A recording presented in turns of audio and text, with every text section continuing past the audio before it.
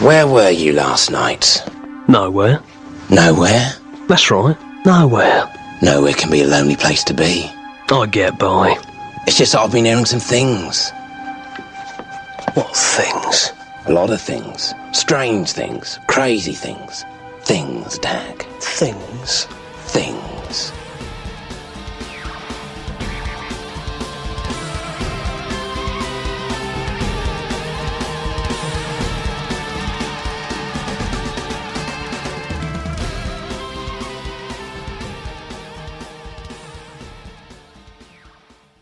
Hey everyone, welcome to a special edition of We Enjoy.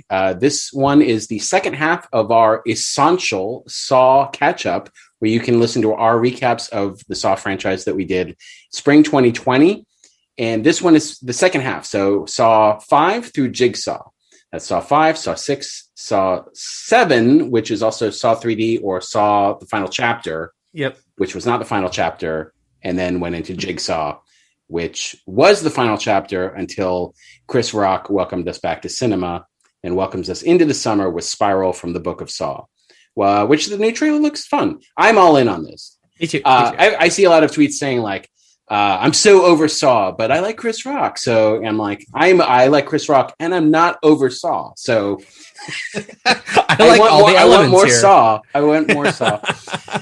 And so there'll be time codes listed, so you can jump to whichever movie you want to, or you can just listen to it straight through and pause it if you want to do your own Saw marathon. Eric, which was your favorite of the second Saw, aka the Hoffman era? Yeah, this is a rough era. Hopefully you enjoy us talking about them, because I don't know if you're going to love watching them if you never have, but it's got to be. 6 is the only great one. 6 is good, yeah. I agree with you, 6. 6 it kind of stands out in the middle. It's kind of like Dexter season 7, surrounded by bad stuff, but it was actually that's a good way of putting it, because as much as I won't really interject myself all the time to say like the second half of Dexter was trash, to say like, but season 7 was good, but it was. Season 7 was an outlier in the swamp of stink that was the back half of Dexter. That sounds really bad. It's like Dexter's back half was a swampy stink hole. We hope you love the stinky swampy stink hole of Saw 5 through 8 here. So join us if you would care to. And again, the original commercials are intact. I don't know where they will leap out at you necessarily through any of this, because I just cut them out and smooshed them all together, and just kind of the way Jigsaw does with his victims. He does. He just cuts it out and mushes it up, and whatever happens, happens. You know, it's too bad that he wasn't also a collector of body parts that he made people chop off of themselves. Well, maybe one of his secret apprentices is. You mean everyone? Yes. Is that the twist of Spiral? Is that the entire city? That's what I want the twist to be. Because some people are like, I've already seen people go, "Oh, Samuel Jackson will be a secret apprentice." I'm like, everyone but Chris Rock. I wanted to pan out, and we realized that it's called Jigsaw City, and he didn't even realize he lived there. He's like, no. And that's why. And Chris Rock looks at the camera and goes, "And that's why you don't live in Jigsaw City." That's the very last line of the movie. He's like, well, yeah, that's the other thing. It's like ends like Lost Boys, where it's like one thing I've always hated about Jigsaw City. All the Jigsaw apprentices. All right, everyone, enjoy. Okay, I don't want to talk about wrestling anymore, so let's talk about Saw Traps.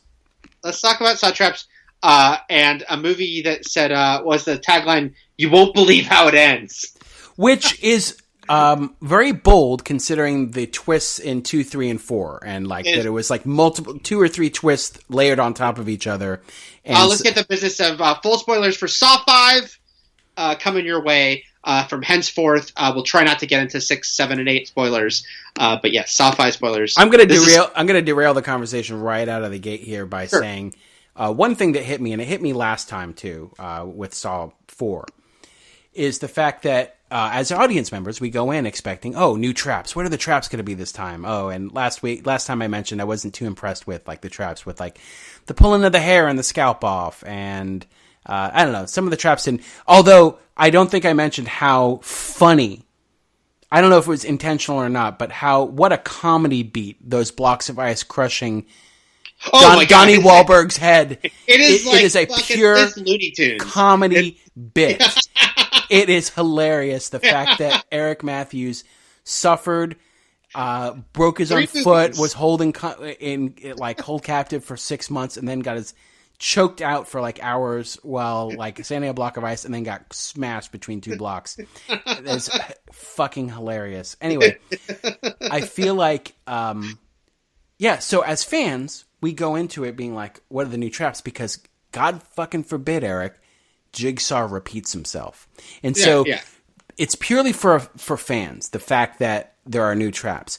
Because if Jigsaw were any type of reasonable person, I mean, he's not because he's a madman, but why doesn't he just use the bear trap on everyone? Right. It's very effective. Why does he have to create for every scenario a new trap? So now you get into Jigsaw, the artiste, I need to, I cannot repeat my masterwork. Not once. I must constantly create new and evil inventions to inflict on people. And that is part of his, weird, obsessively artistic side that they never get into. He never brings that up in his monologue. He's like, that's why every time I use a different trap, and you're always going to be surprised. Because it's really for us. It's just for us, the audience. We don't want to see a trap. But if Jigsaw were quote unquote real, he would have used these multiple times. He would have gotten as much use as he can out of that fucking bear trap. He would have used that rack over and over again. There's no way he would have just one and done these things. Well, also it's even now back-to-back movies, we have such sort of slight variations on, because in 4 we had the molester guy, and it's you have to lose your eyes or die. And then this movie begins with the murderer who it's you have to lose your hands or die. But they're both people who've committed crimes that aren't just about they both watched and did. So it's you could have just interchanged. You could have put that molester guy in the hand one. And vice versa. Well, we don't see the flashbacks of him racking his brain of who to put in what and what thematically fits for the best thing. And, he regrets. And yes, guys, we know Hoffman did the thing with the hands. I'm just saying. And it wasn't a Jigsaw trap, and it happened a long time ago because, we'll get into, weird things with the timeline here, too, where this movie more retcons things more than any other movie before it with regards to Hoffman being there Amanda, which is... Yes. And yeah, my Can't Hardly Wait reference. And then, being there, possibly even as far as we know, it's not confirmed. You tell me, maybe I missed it. Does Amanda even know that, Hoffman exists as a second apprentice? I will say, all I will say without saying future movies, I'll say, I think we already talked about this a little. It feels like she has to because of Carrie, because they were so specifically Amanda couldn't have lifted her. He lifted her up. Yeah. Yes. So it's you have to assume that she knew about him because she couldn't have just walked in and Carrie's up there and she doesn't know. I don't know. Maybe Jigsaw was hey, I did it. It was really hard, but I did it myself. Now you just need to walk in at the end. But that's the thing. She didn't walk. Wasn't supposed to walk in at the end. She was supposed to leave it and it was supposed to be fine. But yeah, I guess if it was Amanda's trap and she was the one who was making it so no one could win, it would make sense that she would know who Hoffman was because they'd have to do it together. Anyway, so Hoffman goes all the way back when Danny Glover and what's his name? Ken Young? What's the actor's name? Ken Lung? Ken Lung. Young. No, I think. Oh, now I'm confusing myself. Anyway, when officers Tap and Sing from the first movie were around, and Hoffman goes back, and when Strom is going through the reports, he even sees Hoffman's name with Tap and Sing, and we don't get any scenes with Costas Mandylor and Danny Glover together or anything like that, but he goes all the way back. And when Jigsaw first started killing people, Hoffman used this opportunity as an opportunity to kill the man who killed his sister and served a light prison sentence for the murder, and faked a Jigsaw trap to frame Jigsaw. So my question is, how did Hoffman build that pendulum trap? So we don't get any explanation as to how Hoffman is also somehow a super genius right. engineer. No, We don't know how he built that trap. They don't bother saying like his dad was an engineer or anything that would give you an idea. Not even a single line. Not even like a diploma on the wall. Or just like in high school, he was great at building things. Yeah, he just always was welding. I don't know what you say about Hoffman, but they don't say anything about that. Saw 5, which I told Eric that it was better than I remembered it. Still not a great film at all. Also very superfluous. Also very how much do we really care now after you and I both agreed that after 4 movies, they basically could have ended it on a really pretty satisfying note. Yes. This isn't a mystery movie. This wasn't no longer last movie played like a mystery because it was once again circling back to a whodunit, which is who is the second apprentice, and the big reveal at the end was Hoffman. Now we know, and it's more like kind of an out of time scenario where it's like the crooked cop has to cover his ass from the guy who's getting closer and closer. And now Strom, who last movie, the FBI agent who was pretty hard to bear, is sort of like the crusading hero at this point. Yeah. And he suffers a pretty awful fate at the end of the movie, and he's gone. But it starts with him in that room. He shoots Jeff. He's locked in, but he finds a secret compartment. I'm very happy at the end of the movie they answered that it was there, I guess just so Hoffman could sneak out before Amanda walked in with the groceries, or with Lynn. It's like, I built a secret wall here, Hoffman, just so you could sneak out. Right. Somehow there's sheet music on the wall, too. All those papers, there's a bunch of sheet music, and I don't know, is it like the score to Saw? Is it Hello Zepp on the wall? Yes, that's exactly Well, a lot of twists happened in that room, so maybe it was Hello Zepp, just to remind us how much our lives got changed by that one medical room. Sure, yes. But he finds himself, he gets a warning, and then he finds himself in that glass box, which is, at first it bothered me because I was like, why is he in a box that's so elaborate just to drown him? There's no way out. It's one of those situations. It's a trap, not by Amanda, who very clearly in the third movie was the one who was making it so the traps were unwinnable. Yeah. Now Hoffman, his traps are unwinnable, but he's doing it because he's trying to frame Jigsaw. And in this case, the first time he was trying to frame Jigsaw so he could kill a guy. It's same thing here. He was trying to make Strom look like a victim of Jigsaw because his whole thing, now you help me shape this in my mind, Eric. His whole thing with movies 3 and 4, because they were happening at the same time, is that he wanted everyone to die so that he could leave that building as a hero cop and get a promotion. I don't know if he cared about the promotion or not, but it did seem like he just wanted everyone to die. There's no loose ends. He will never be found out. Everyone will say John Kramer was Jigsaw. Jigsaw is dead. Nothing, and his accomplice Amanda is dead. So there'd be no reason to look for anyone else. But so do you think that Hoffman had a separate plan going on from Jigsaw, where it's like Jigsaw was offering people a way out? Right. Lynn could have lived. Jeff could have lived. Some people could have lived through that. Any one of the people that Jeff could have saved could have lived.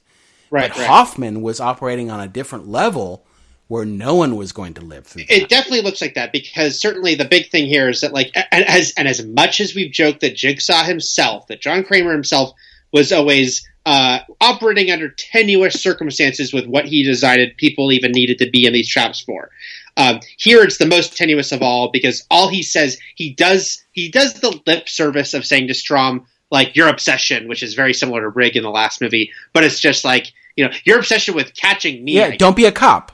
Yeah, don't be an FBI agent. Yeah. Don't seek out justice. Don't find me. And don't try to stop crime.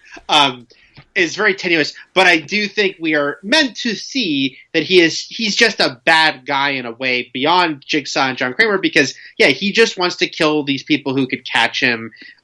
He's not trying to teach them a lesson in any way. But then so is he actually an apprentice? Is what I'm asking you, as far as if Strom didn't keep going after him, I guess we'll find out in the next movie, but literally with no one left, was he really going to, I guess the question is, does he really believe in what Jigsaw was, Jigsaw was blackmailing him, essentially. Right. It's Jigsaw dead. Yeah, he was running that last trap with the 5 people, in this movie. But, like, was he really going to continue on? He couldn't frame people for Jigsaw's death anymore. Like, he couldn't just kill people and frame Jigsaw anymore. Right. So was he invested enough that he really believed in the process of testing people? Was he going to keep doing it? Or was he just sort of an apprentice, an uneasy apprentice? That's what it seems like. It seems like it was circumstantial. He saved himself. Because Jigsaw was basically like, I mean, I guess the thing is... I'm laughing at we find out that Jeff and Lynn's daughter survived. And, so he took two movies. He carries her out. The media catches it, and she's like, "Where's my dad? Where's my mom?" And he's like, "I can't beat it, kid," and like hands her off. Like right. "See you later, tiny idiot." Like, right.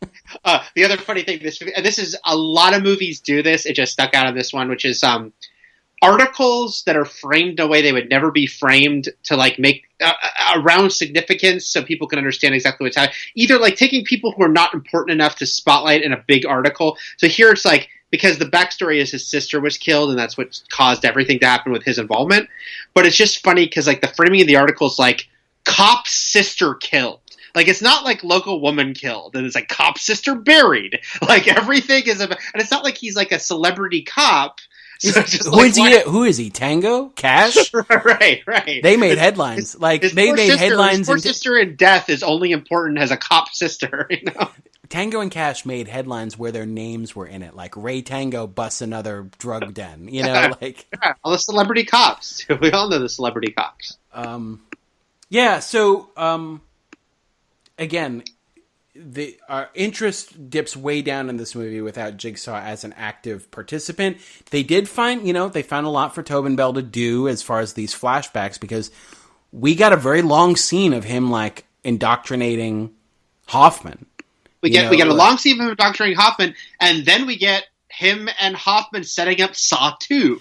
Which and I didn't remember this, Eric, because it's been a long time since I've seen this movie, but they directly call out the gun in the peephole that conveniently shot the person, and Hoffman saying to him like something like, I don't know. It's like, how do you know that he's going to do this?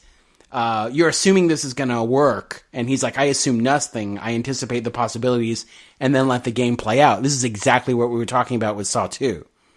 Right. Like, how much does he actually anticipate and how much does he just set things up? And again, we mentioned all the traps that probably weren't even triggered. Yeah. Because they also talk about Amanda. They don't even get into Amanda, which they hint in Saw 2, but in Saw 5 they don't even get into the fact that Amanda, we assume, was trying to help protect Eric's innocent teenage son from being murdered. They just say Amanda's here and she's part of it, and she plays her part.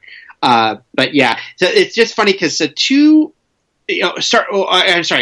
4, and 5. Now we've really gone into this like, let's explain things behind the scenes, and then like you said, this one kind of goes really far with it because like he tells Jigsaw about Tap. Jigsaw has Hoffman plant the pen at Dr. Gordon's pen at the crime scene. The guy in the razor wire, yeah. Yep, the razor wire we see, and which is very funny because it's like it turns out that Hoffman helped John grab that guy who fights back so hard it feels like he would have gotten away if it hadn't been a 2-man job.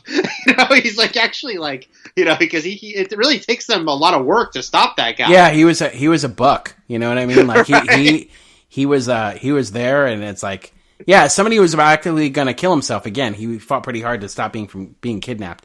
Well, it's like, it's one thing to want to kill yourself. It's another thing not to want to be tortured. Look. By guys in pig masks. Yeah, well, yeah. I think that's the thing. I would fight like hell if pig mask guys attacked me. Way more than if normal-looking guys attacked me. If people in pig masks attacked me, I'd be like, oh, shit. Because, I don't know, normal guys are like, oh, they're just going to hold me for ransom or something. If pig mask guys, there's no ransom. They're going to torture me. They're going to make me feel a lot of pain. The thing about Saw 5 that makes it really a tough movie, I think, is that Jigsaw's dead, which I know he's already been for a full movie, but then, so Saw 4 had the thing of they're still being very twisty-turny and they have some clever twists. I don't think Rigg was like a extremely dynamic character, but he was likable enough, I suppose. But Saw 5 is burdened because now that Hoffman is revealed as the new villain, and Strom was already established as just a freaking dick. This is a movie about two scowly meatheads in a game of cat and mouse. Is this big meaty men slapping meat? This is exactly what this movie is. It's like the ultimate game of cat and mouse between two lunkhead, like... Yeah, they're just two gross, unsettling, unlikable people. They're not... Neither of them are charismatic. Neither of them... They're just like... I mean, a bigger thing is Strom doesn't survive this movie, but like a bigger thing, it's like... Yeah, like...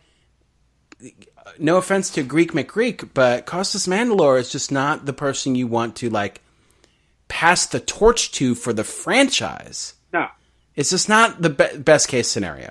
No, there was more to Amanda than there is to, like, that's why the end of Saw 2 is like, oh, this is interesting if she's going to take over, and then Saw 3, because they thought it was the ending, that they all die. But now it's like, oh, he's going to be, this is the guy we're going to put this on, and it's like, oh, I don't know. Like, this is asking a lot for us to be like, because Tobin Bell as Jigsaw was a very compelling, charismatic villain, and Hoffman just does not have that. And then I'm not going to call him the hero, but I guess the protagonist in Strom, also not likable. Also, and it's again because Strom, it's not even like Strom is learning a lesson, or Strom, because like it's not like they knew what they were doing when they wrote Strom in Saw 4. He's written purposely as a dick, but it's not like Saw 5 helps that. Like, it's not like he does learn a lesson before he dies. Well, and I mentioned at the top, he's also psychic, where it's because he would go into these old crime scenes and we would see the flashbacks and then he would just know. He was like, you helped him, didn't you? You sat here, you did this. And it's like he just knew everything. It's not like he found evidence of things that happened. He just sort of ascertained and he had used his intuition it's like he imagined these flashbacks. We could argue too, Eric, that if Saw weren't as successful as it was as a franchise, you could have ended it with this movie. This also tied everything up because he framed Strom as being the other accomplice. Yeah. Right, the end, And if we're fully on board with the fact that Hoffman, after that final test that he ran, which we'll talk about a little bit, wasn't going to keep doing this shit, then the movie's over, Like, that's it. And, yeah, it tied up, again, 99% of everything. It tied up the one thing that the last movie didn't tie up, which is the cops never figured out who that second apprentice was. Right. So they have Jill Tuck, John Kramer's ex-wife. She's like percolating in the background here. Like they keep doing these scenes with her and kind of showing her moving around and doing stuff. But yeah, it's like once again, like you're absolutely right. This could have ended. We should also say I talked about how I remembered Saw 3 kind of being the peak of it, and I looked and it was the peak box office. Actually, Saw 2 is the highest grossing domestically. But 3 made just under 2 domestically, but it was the biggest worldwide. So Saw 3 was like the peak for it as a money-making franchise. 4 and 5, they weren't like giant drops, but it's starting to drop. Yeah, but as long as they only still cost $10 million to make, it doesn't matter. Of course. But I do think 5 had, from the core fan base, was the first time there was like a negative reaction, right? Like 5 was the first time I remember people who were like core Saw fans being dissatisfied, and I think a lot of that had to do with the Strom and Hoffman of it all. And then it was funny because, again, the ballsiness of that tagline of you won't believe the ending. Now, yes, it has a memorable ending because you see a guy smushed to death. It's like, what would have happened if the trash compactor actually closed on Luke, Leia, and Han? Well, this will show you graphically in Saw, as only Saw can. But you're coming off, like you mentioned, 3 movies that had these triple twists that were all pretty good. They were like, wow, like twist upon twist upon twist. And they, you have to hand it to them for all the things they came up with. Even as it became more ludicrous, it was still clever. This one doesn't have that. It doesn't try it. They don't even try it. The only twist is that Hoffman has basically learned from Jigsaw how to anticipate what his adversary is going to do to the point where he knows he's going to put him in that box. Like he Superman 2's him with the inside, and tricks the villain into who built that. I don't know. I mean, whatever. I'm just saying, like, who built that room as like because that's not a saw trap. That's specifically a trick for someone coming after you. Right. Like that's an escape room. Like who built that? Like that was never going to get used as a trap. We should also mention it because we mentioned it very passing, kind of to keep it. It almost feels like once again, like, oh well, we have to have this happening. Is the 5 people who are going through an entire So I wanted to mention that obviously, but also Julie Benz and Megan Good are part of it, notably as far as actors you might know of those 5 people. But, and actually, you not as much, Matt, but Carlo Rota, who's the reporter, was a regular on 24. So it's like it was for me even at the time. It's like, wow, I know 3 of these people way more than normal for one of these Saw movies. Alternate tagline for this movie, since we mentioned the poster says "You'll never believe the ending" or how it ends or whatever it is, which isn't great. Coming off of "Oh yes, there will be blood" or "Suffering you haven't seen anything yet" or something like that. This should be in all caps: "Killing is distasteful," which was probably one of Jigsaw's weakest lines as far as explaining his methodology. As far as scolding Hoffman for murdering when everyone deserves a chance. And he's like, why? He's like, because killing is distasteful. Okay, dude, whatever. Yeah, so he also has a line in that scene that's a very poorly written scene, because he also has a line about there's a more efficient way. And I'm like, no matter what, there's no way you think your method is more efficient than killing someone. Jigsaw is the least efficient person on the planet. You might believe you could actually help a bad person turn good, but it's not efficient. Yeah, it is laborious. This took a lot of time and brain power and manpower. So with the 5 people, I don't think we ever learned why Jigsaw necessarily cared about this particular building. Maybe it was one of his properties or something, but they're all tied to an arson that killed 8 people because a developer wanted that land to build a stadium or some shit, and these were all the 5 people in the trap were part of this horrible thing that happened. In one way or the other, they exploited it. Yeah, some were directly involved, and some were just again, with the car accident that killed Jeff's son. Some were just a witness who didn't come forward, and the other person was this is the person who drove the car.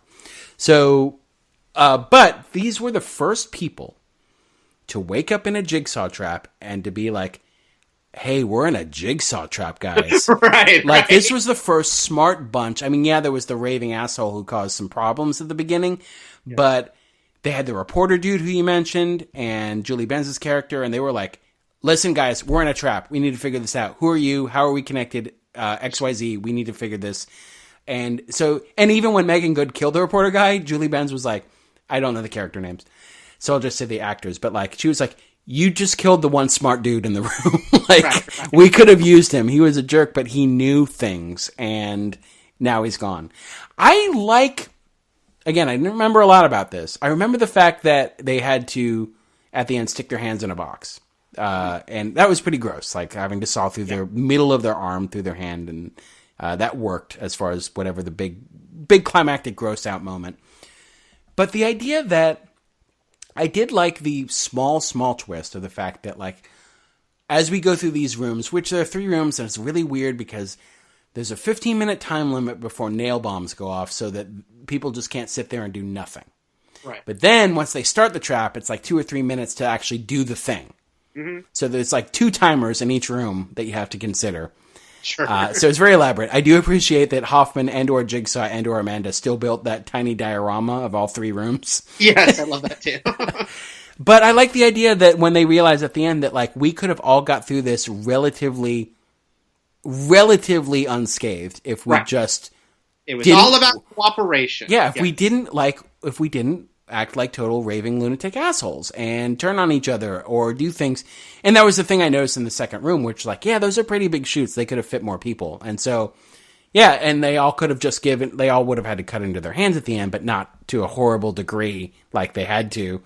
I thought that worked. I like that. And we have 2, as far as we know, 2 new survivors. Right. It's not made 100% clear at the end. Did they both survive? Did she survive because she got further out of the room than he did? I think he just passed out. I mean, they made the point of you can operate off 5 ounces or 5 quarts or whatever it is of blood, but I think they both could have survived that, and that Julie Benz could return in Spiral. I'm looking for either Jeff's daughter or Julie Benz. Right. I also say I did like, again, it was mostly about the visual. Even though it is oddly simple for a saw trap at this point, I did like how Strom saves himself the water box around the head, which again is just going to drown him. I actually thought it was really funny because we see the intricate gears turn on that don't need to be there just to turn on water. It has to look like a jigsaw trap. So Eric, there's a more efficient way. Right. It just needs a faucet, really. But him saving himself with a pen, again, by Saw terms, this is nothing in terms of grisliness. But I think because it's a lot more believable or relate, we hear about tracheotomy, emergency tracheotomies with pens and whatnot. So it worked as a very scaled down Saw moment. I thought, so I appreciated that as well as we talk about things we liked in Saw 5. Well, it sets up the whole movie. Yeah. I mean, because he survives that, Hoffman's not able to get off scot-free. Which is funny because I guess the big thing here is that Hoffman did a shitty job patting him down because he left. He put everything on that other table, but he didn't put the pen on the other table. Yeah, I don't know how he missed the pen or why he had a pen. I don't know. I'm still laughing at Donnie Wahlberg's head getting squashed between two blocks of ice. Which we get to see it again in this movie. So Okay, so Saw 5, the final Saw movie. It wrapped everything up, right? Nothing's going to happen from now on. Jigsaw's clearly dead. We've sat through no Jigsaw for one movie. And clearly they're not going to keep doing these. Right. We should mention that the director, David Hackle, was a first-time director who had worked, I believe, in second unit production design on 2 through 4. But he's only did this one movie in the franchise. No disrespect to him. He's getting his first chance at directing. But yeah, it's just this one didn't have the pizzazz that the Darren Lynn Bousman ones had previously. But again, it's also burdened by this story choice to make Hoffman the main villain and have Strom be the focal point of this movie. Yeah, so Saw 5, it is what it is. The poster's fun with the kind of. I wish that was the tagline. It is what it is. It is what it is. Look, you're gonna see it. It's a Saw movie. Another one. Yeah. Here we go again. It's a living. Yeah. The poster is the somebody with the skin of Jigsaw's face on his face, it's implying it's Hoffman because it's a younger body, more muscular body. Ooh, a supple body, an oily body, yeah. A sexy body with sexy sculpted Abercrombie body. With... A mobster's body. Yeah, we're talking mobster's shape Costas Mandalore. Right. Oh, they should have just full mobstered this. The next cop should have been Richard Grieco. They should have made him Booker. They should have tied it into the 21 Jump Street universe. Get Dempsey in there. Yeah, Dempsey as Meyer Lansky, and Christian Slater as Lucky Luciano. And Laura Flynn Boyle. Who else was in that movie? Remember, they had a second Mobsters trailer, Matt, that tried to class up the joint by mentioning F. Murray Abraham, Michael Gambon, and Anthony Quinn. We're not just going for the I remember not knowing who Michael Gambon was. I knew F. Murray Abraham because of Amadeus. Yeah, I knew the other two. I did not know who Michael Gambon was, and would continue to not know he was until Harry Potter. So he played a role in one of the most popular franchises ever. A significant role. Until he took over as the new Jigsaw at Hogwarts. Yeah, it's actually canon. It's not supposed to be the same same Dumbledore in the first two Harry Potters for the rest. Yeah, it's just Dumbledore's apprentice. Yeah, and then they retcon the whole thing, and they show him setting up the whole Triwizard tournament. Yeah. Okay. All right. On that note, we'll wrap this up and return next week with more wrestling shenaniganalia, and of course, Saw. Apparently, there's another Saw movie. They didn't end with Saw 5. There's a Saw 6. Remind me, Eric, which is billed as Saw 3D? 7. Okay, so which the 7 came out in theaters as Saw 3D, and then when it came on DVD and Blu-ray, it's called Saw: The Final Chapter because it wasn't in 3D. So it's never called Saw 7, but it's either Saw 3D or Saw: The Final Chapter. But it is the final movie that's actually called Saw. Because in the movie after that, it's called Jigsaw. Yeah, okay. Yep. All right, so everything is possible, but nothing is real, and Shakma.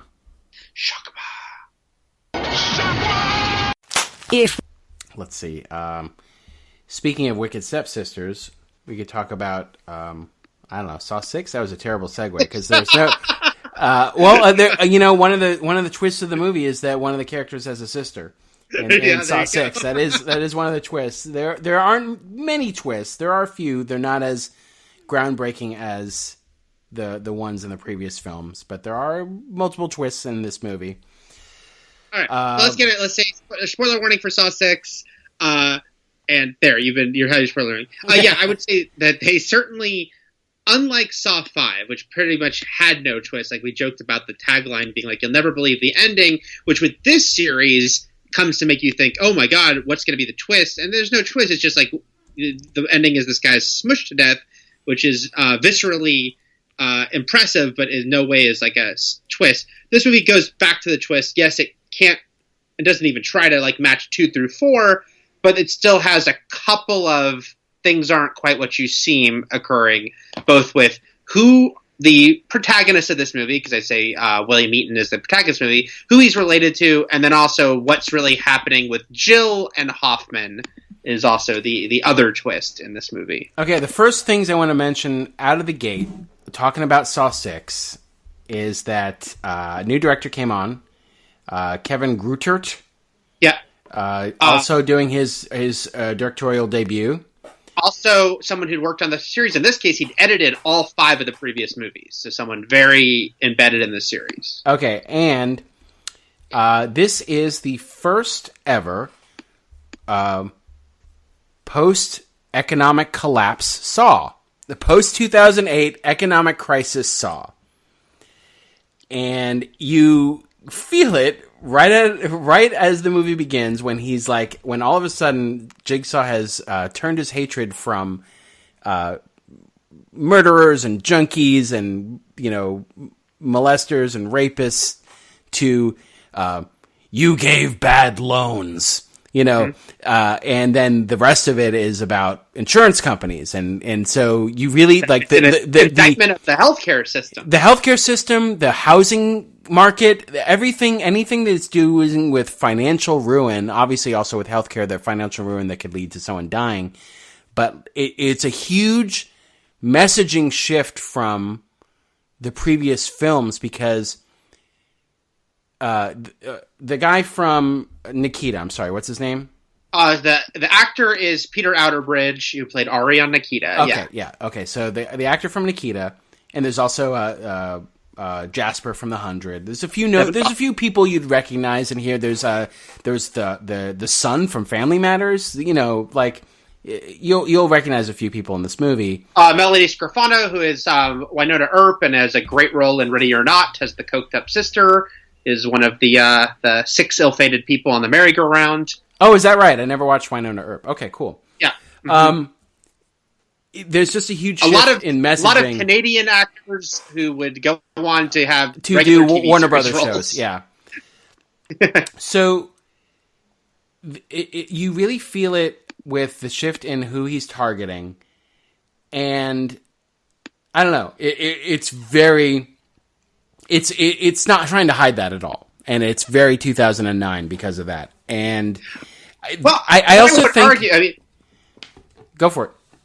I was going to say, the shift is notable and certainly leaning into current events. But it's funny because I've seen a couple of think pieces on Saw 6 in the past couple of years, and a lot of people hold it up as one of the ones that holds up the best because guess what? Healthcare continues to be this very hot. I think it holds up. I think it holds up okay. I think, again, though, you don't want to pay too much attention to what Jigsaw's trying to do, what the message is. It all gets so muddled.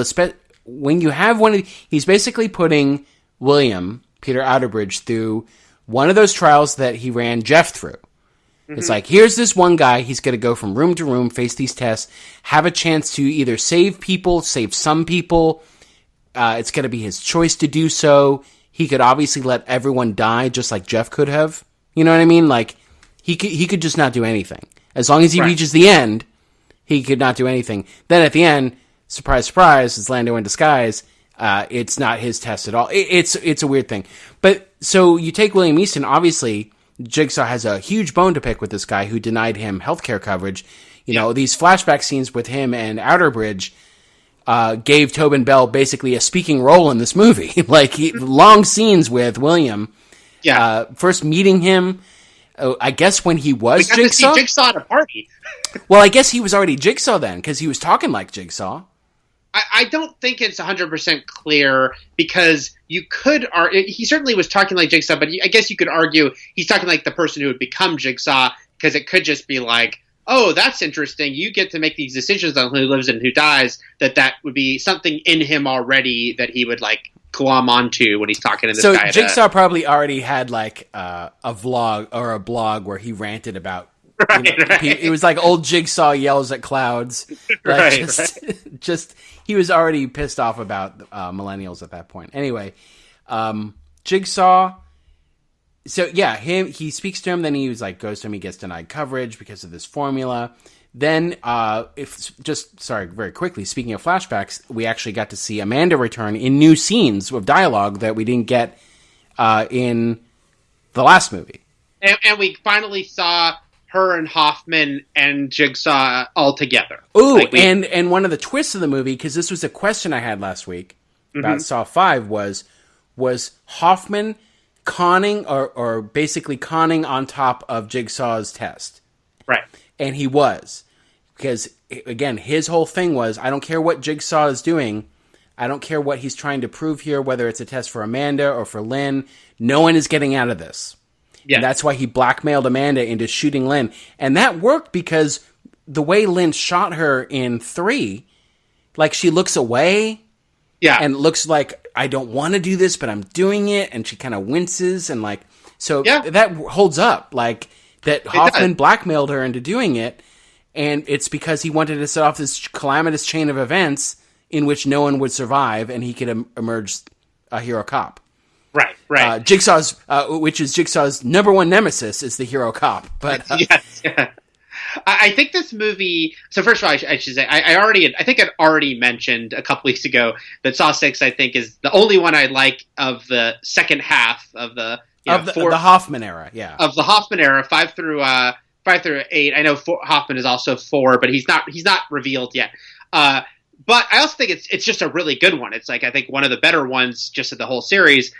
They do their best. I feel like this was a movie where they were trying to deal in real time. I say real time, only that they were pumping these movies out, right? They're doing one a year, and they're probably in the moment both hearing fans' reactions, but they're also having their own reactions and having, like, Hoffman is this problem in that they've decided he is their guy, but he's not a very interesting guy. This movie certainly seems to lean into him not being the guy, both quite literally with, like, what happens by the end with, like, what Jigsaw's instructed Jill to do, but also just dialogue, like having Amanda say, "You're an idiot," basically, like, you know, like calling him a knuckle dragger and a Neanderthal, and like insinuating that he's the brawn, not the brains, and rubbing him the wrong way, and they sort of scuffle as like siblings almost, with Jigsaw as their father figure.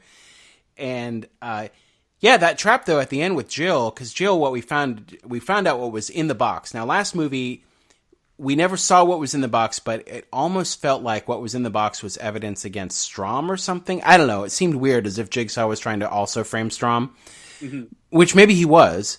But this movie, we found out that in that box was the test for William and all the people involved in it, and then the secret envelope for only her, which was Hoffman, and his test, which wasn't a test.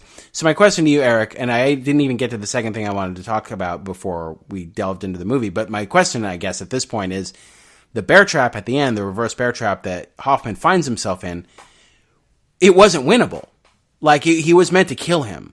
There was no, like, message for him. There was no, like, it was Jigsaw putting him in an unwinnable trap the way he had put Seth Baxter into an unwinnable trap?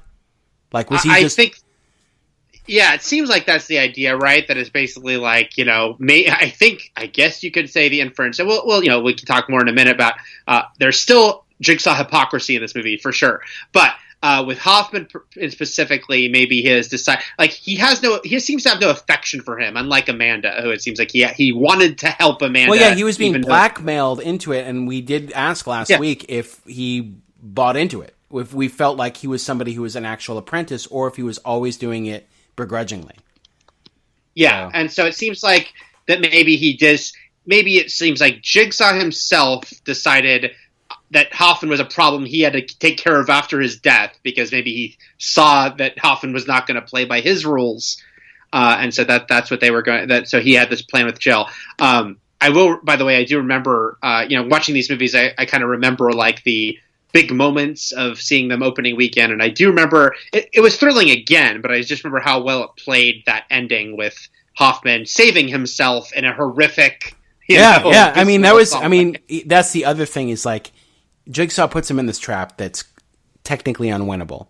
But since Hoffman apparently is also a genius engineer, as we talked about last week, and where we didn't know how he built, not only did he build that pendulum trap, but he crafted a duplicate Billy.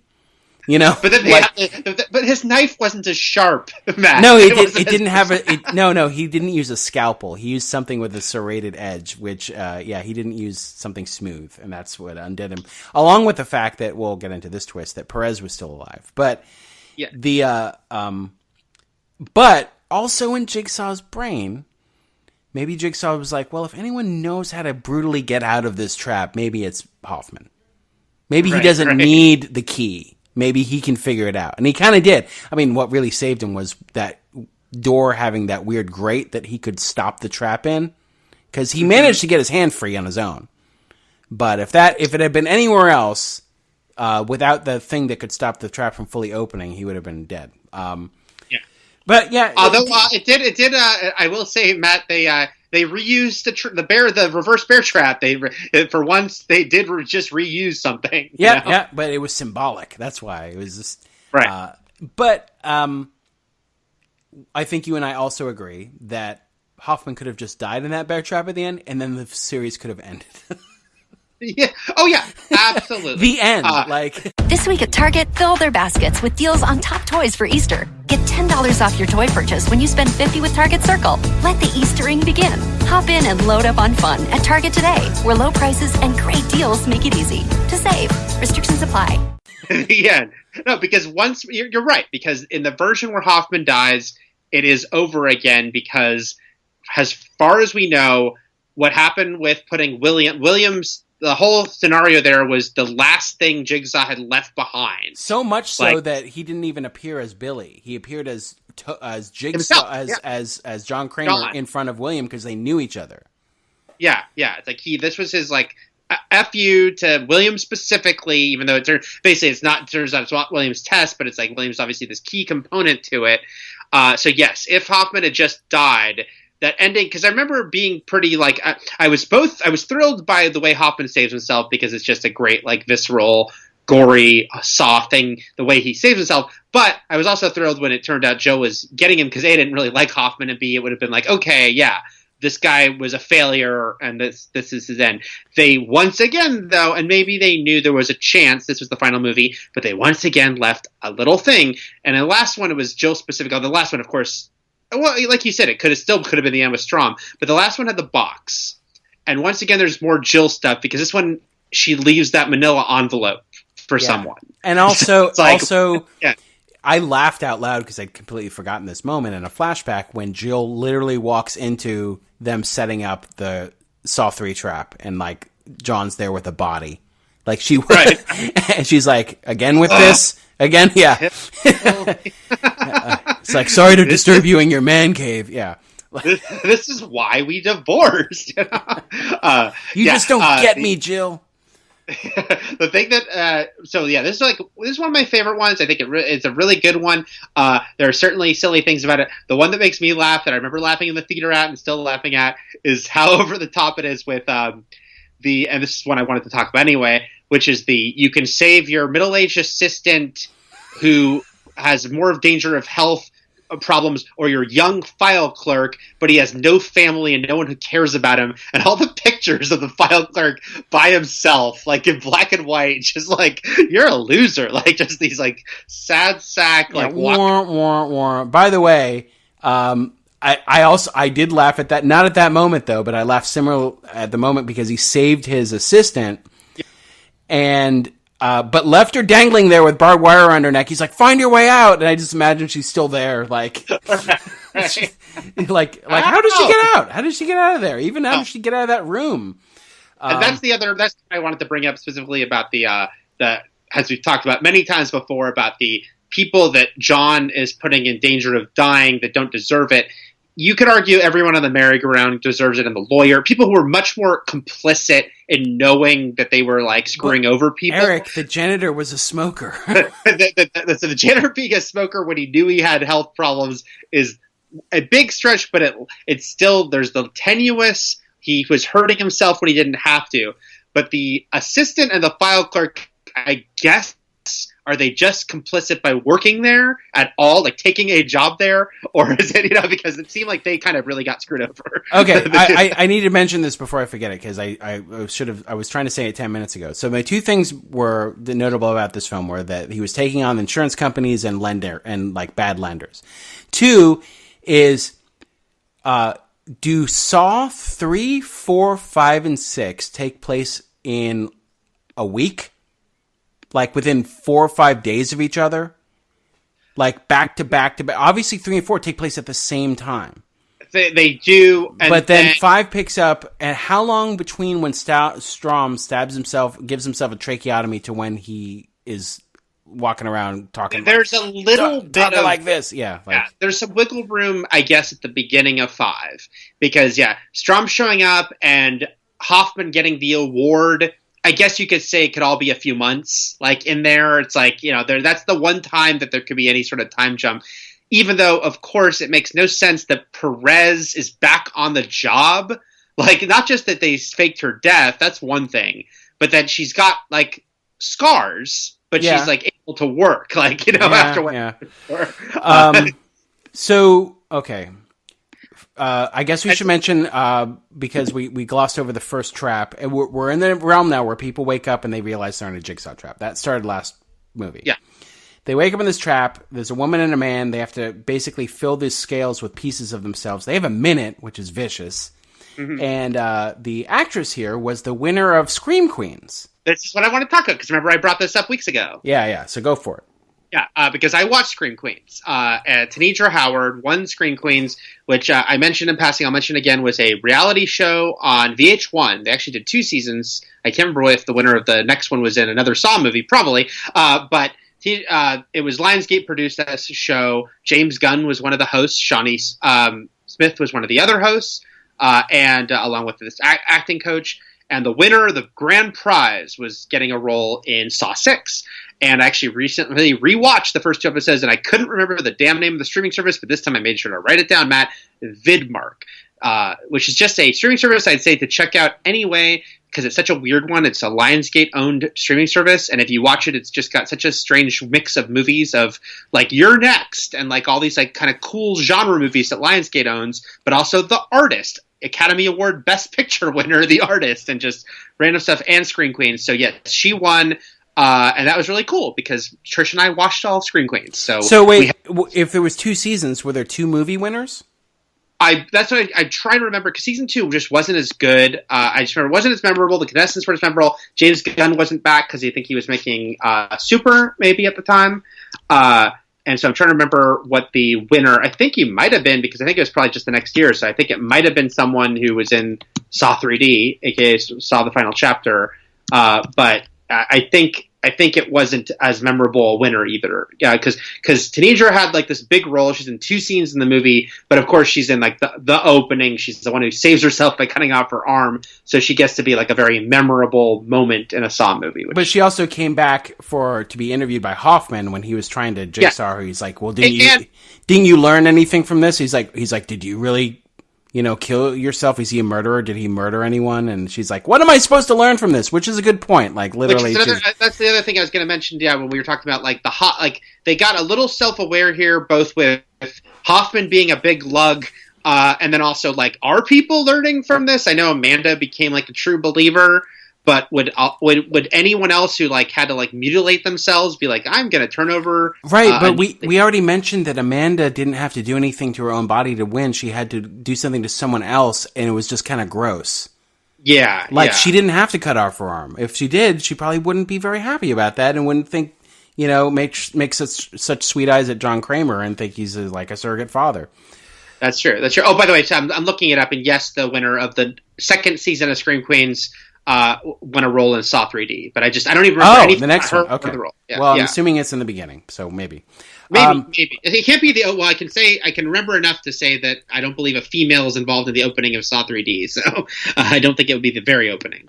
So one thing that they did differently about this movie was for the. We learned that the people who went through the Saw test in the last movie were somehow connected to Strom. Like, Strom investigated that building fire. Mm-hmm. Right? So it lends more credence to the fact that Jigsaw himself was also trying to frame Strom as the apprentice. Like, if Jigsaw set up that trap, with Julie Benz and Megan Good and all them, and it was a case that Strom had investigated, it would make sense for... It lends more weight to Strom being Jigsaw's successor. And so it seemed like John Kramer was also in on framing Strom.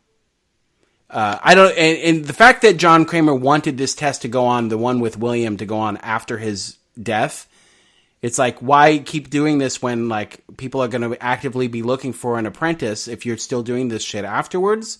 They're literally going to find this crime scene and say, oh, Jigsaw's dead, but someone else is doing it. So I guess they're still trying to frame Strom for all this. But one thing that they didn't do in the last movie was show... We learned about why everyone was connected as the game went on. We never got to see any of them be awful people. Like, the people they were when they were, like, deciding to burn down the building. And when they were hiring somebody to set the fire. And when they were giving, bending the rules or breaking the rules or doing shitty things or burying the story, so on and so forth. Here, we see William. We see him before he gets into this trap. We see him being a shit to the guy who he denies coverage to and basically condemns to death. We see him being smarmy, and we see that dog pit. And we see the people in the office before they show up in the trap. So in that regard, it works because we see the guy being someone who would basically deserve a comeuppance. Yeah, and I will say, I think they really had a win here with Peter Outerbridge just being a very good character actor, because William is probably one of the most legitimately nuanced characters in these movies, because we see him being a shit, but we also see him trying to save people and, willing to burn himself to try to save the lawyer and stuff. Like, he feels like a genuinely, he has the dichotomy of man within him, Matt. It's interesting, because it works for me and it doesn't, because there's a point where if basically he's such a inhuman monster in those opening moments when you see him, that if he had gone through that maze saying fuck it to everyone, I also would have bought it. Right. You know what I mean? Like, it was a little bit of a stretch for me at first that he would care about anyone. Especially since the first trap, Eric, was him having to care about himself more than the other dude. Yeah, like yeah. First... Well, no, but it's funny because even there, he does tell the guy, "Hold your breath." So it's like he is trying to save them both, which is impossible. Yeah, but it's like, now we're into that weird area with Jigsaw and the hypocrisy, where it's like he's not a murderer, he never kills anyone. Yeah, but he pits two, like the first trap in this movie is he pits two people against each other. One is going to die. Yeah, if not both, but one, only one can live, not two. It's not a situation like in 5 where if the two people work together, they can live. No, one or both were going down. So I feel like he's a murderer, because and then the first test that William goes through, one of them is going to die. That was not a situation where either one was going to live. They can't hold their breath forever. It was whoever dies first loses, or that was the game. And then the next thing was even weirder because it was like you have to save one of them. He could have let both of them die. So it is a sort of a testament, like you said, to Outerbridge's acting, where it's like he was able to make you kind of believe that this unfeeling monster, when faced with very, very human people, like in front of his eyes, would face this crisis of conscience and have to make those choices and feel really bad about certain things. Trying to save the lawyer when he didn't have to. He could have just moved on, really. Right. I also liked when he tried to literally walk past a room that he was supposed to go into. He's like, fuck this. And the bracelet was like, beep, beep, beep. But yeah, these traps are all weird in a certain way because they're all very different. And then, yeah, with the dog pit, it's like, you can only save 2. Obviously, again, he could have opted to save no one and not hurt himself. But he liked all these people, apparently. I don't know. It's a very intense scene. Yeah.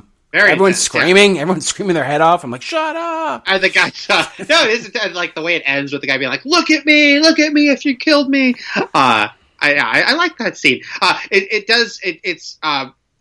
I do like in these later movies when they can realize that as much as the fun of these movies are the incredibly intricate, insane, like again, the design of some of these things is this. He should be a theme park creator, but when someone's actual death is just a shotgun blast, but the actual scenario is like a horrific one. It adds a lot to it. What else was I going to say? There's funny casting in this movie, which is that we should talk a little bit more, of course, about the twist at the end with who is his family, because they do the thing of which is really only for us because there's no reason for him to say you'll never see your family again versus you'll never see your sister again. That's just for us, but it still works. The actual husband of the woman and Devin Bostic from The 100 is played by George Newbern, who probably most famous in live action has the father of the bride, the groom, the groom in the Father of the Bride movies, but he's in a million things. And he's a big voice actor, and he's in the Final Fantasy games. So I was surprised he has such a small role in this, as like the guy being turned down, but I guess it's a key role. George Newbern, yeah. And then again, we're at this point. This is already going on for a couple movies now, but this series really starts to turn into like a TV show because they're happening so quickly and they're building out their cast so much. And yes, Erickson and Perez do die in this movie, but the fact that they're back in kind of big roles, but then also the fact that Pamela, the reporter, was in that one scene in 5. She was at the press conference with hero cop Hoffman. Yeah. Well, they've got the same people writing these movies, right? So to keep that continuity. To keep everything sort of making sense, and that's sort of the Fast and the Furious element, the Chris Morgan element we appreciate. Yeah. Where it's like the directors are changing, things are getting crazy, but the people who are penning these things are still paying attention. And like we said, that Amanda shooting Lynn back in... No. Who'd she shoot? She shot Lynn. In 3. Back at the end of 3... So now this is 3 movies ago. Now pays off and makes sense, the way the weirdness of that. So for what it's worth, that all makes sense. The traps were intense. They weren't very creative, but I will say that the acid death at the end was pretty great. It's pretty great. That is, I mean, you have to be like, oh, well, if he wasn't standing right there, he wouldn't have died. Like, he literally had to be standing and holding... No, I was thinking the exact same thing, because if he'd been standing by his sister, it would have just swung and nothing, it would have hit nothing. And this movie, at least for the first time, because the end reveal about whose game it is, but also that it's really... It's their game, it's the mother and son's game, but it's also their decision for the first time, because this is the, third or fourth time that a child, like a teenager, has been taken as part of this, but it turns out he was never in physical harm. Right. It's the first time where it's like, okay, the mother and son were never in danger, and the sister too, it turns out. Like, again, I guess the tape for her was just show about your reporter exploiting me. So it's like, okay, this time he wasn't like, oh, I hope he doesn't screw up and kill the kid, the twists in this movie aren't as monumental, but let's run through them. The twists are, the first thing is that Perez is alive, and that leads Hoffman into a whole other movie where someone's cornering him. First it was Strom, now Hoffman's alive, so her being back and knowing things and Erickson and Perez are onto him. So, and then they get killed, but it still leads to him having to cover his tracks, so much so that he leaves his test in the middle to go talk to them. He does. Well, I actually really liked, going back to the beginning, I thought that was funny when he's listening to the audio of the opening. Yeah, there was no video? Yeah. But also, I'm like, I guess maybe he couldn't be like this guy is multitasking, so he's got a lot on his plate. So I guess he has to just be like, I guess I'll figure out what happened later. I'll have to come back later and find out. It was funny to me. I was like, it seemed like a big waste to have Perez be alive and then she just gets killed along with Erickson. But I did like her dying words being like, who knows everyone. So it's like he cannot return to his life, even if the end didn't happen. Even if she's not telling the truth, but he still can't risk it. Yeah. Yeah. so there's that twist. Then there's the basically the end of the movie twist with Jill and the reverse bear trap, and like knowing that like basically Jill, even all throughout this movie, Jill basically because it's John off serving up traps, basically giving the trap for Hoffman to set up, setting Hoffman up in his own trap. Like she's kind of operating off Jigsaw's final wishes here, and becoming a Jigsaw in a way. Then there's, like you just mentioned, the family not being William's family, but the family of George Newbern, who was condemned to death. And also the minor twist of the reporter being William's sister, because at the beginning when they're showing him being an asshat, he's on the phone and it seems like he's telling his wife that he can't be home on her birthday, which seemed weird. But then he's like, yeah, it seems like he's flirty with the lawyer. Well, he seems like he's going to have an affair in the office. Yeah. Because I got to work late, and he seems like he's having an affair with her, but I guess he's just not. And even if he is having sex with the lawyer, he doesn't have a wife, so it didn't matter because it was his sister. That's not a twist. That was just kind of like a weird discovery. Mm-hmm. I mean, the fact that the reporter was his sister and got pulled into the game, because you do wonder why she's there, and then you learn that she's related to him, it makes sense. And those are kind of it. As far as like saw traps, it's kind of underwhelming, and it's interesting to say that for, as you've said, a movie that holds up way more than the others in the Hoffman half. In the Hoffman half, it's the outlier by being a strong one. And then like we talked about like the ending, that it's like, basically Jigsaw basically intends to kill him. With Jill as his, and I guess like also this is just the movie where we very much more, as you said, comically so, with her just walking up to Amanda and him, but like really find out that Jill was well aware of what he was doing while he was doing it, and that he can go to her basically like, hey, can you help me kill this guy and after my death, and she'll do it. So she's not quite a secret apprentice, but she almost is, because she was willing to get Hoffman at the end and trap him, which, they could have made the end, but they did not. He survives in a horrific go-to-credit scene that made me cheer again 11 years later. All over again. All right, good old Costopopoulos Thopadopoulos.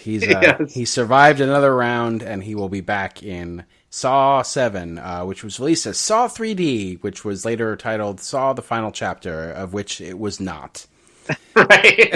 Yeah, it was not. So all horror franchises lie when they put the word final. That is basically a rule. If you're a horror franchise and you say final, it's never true.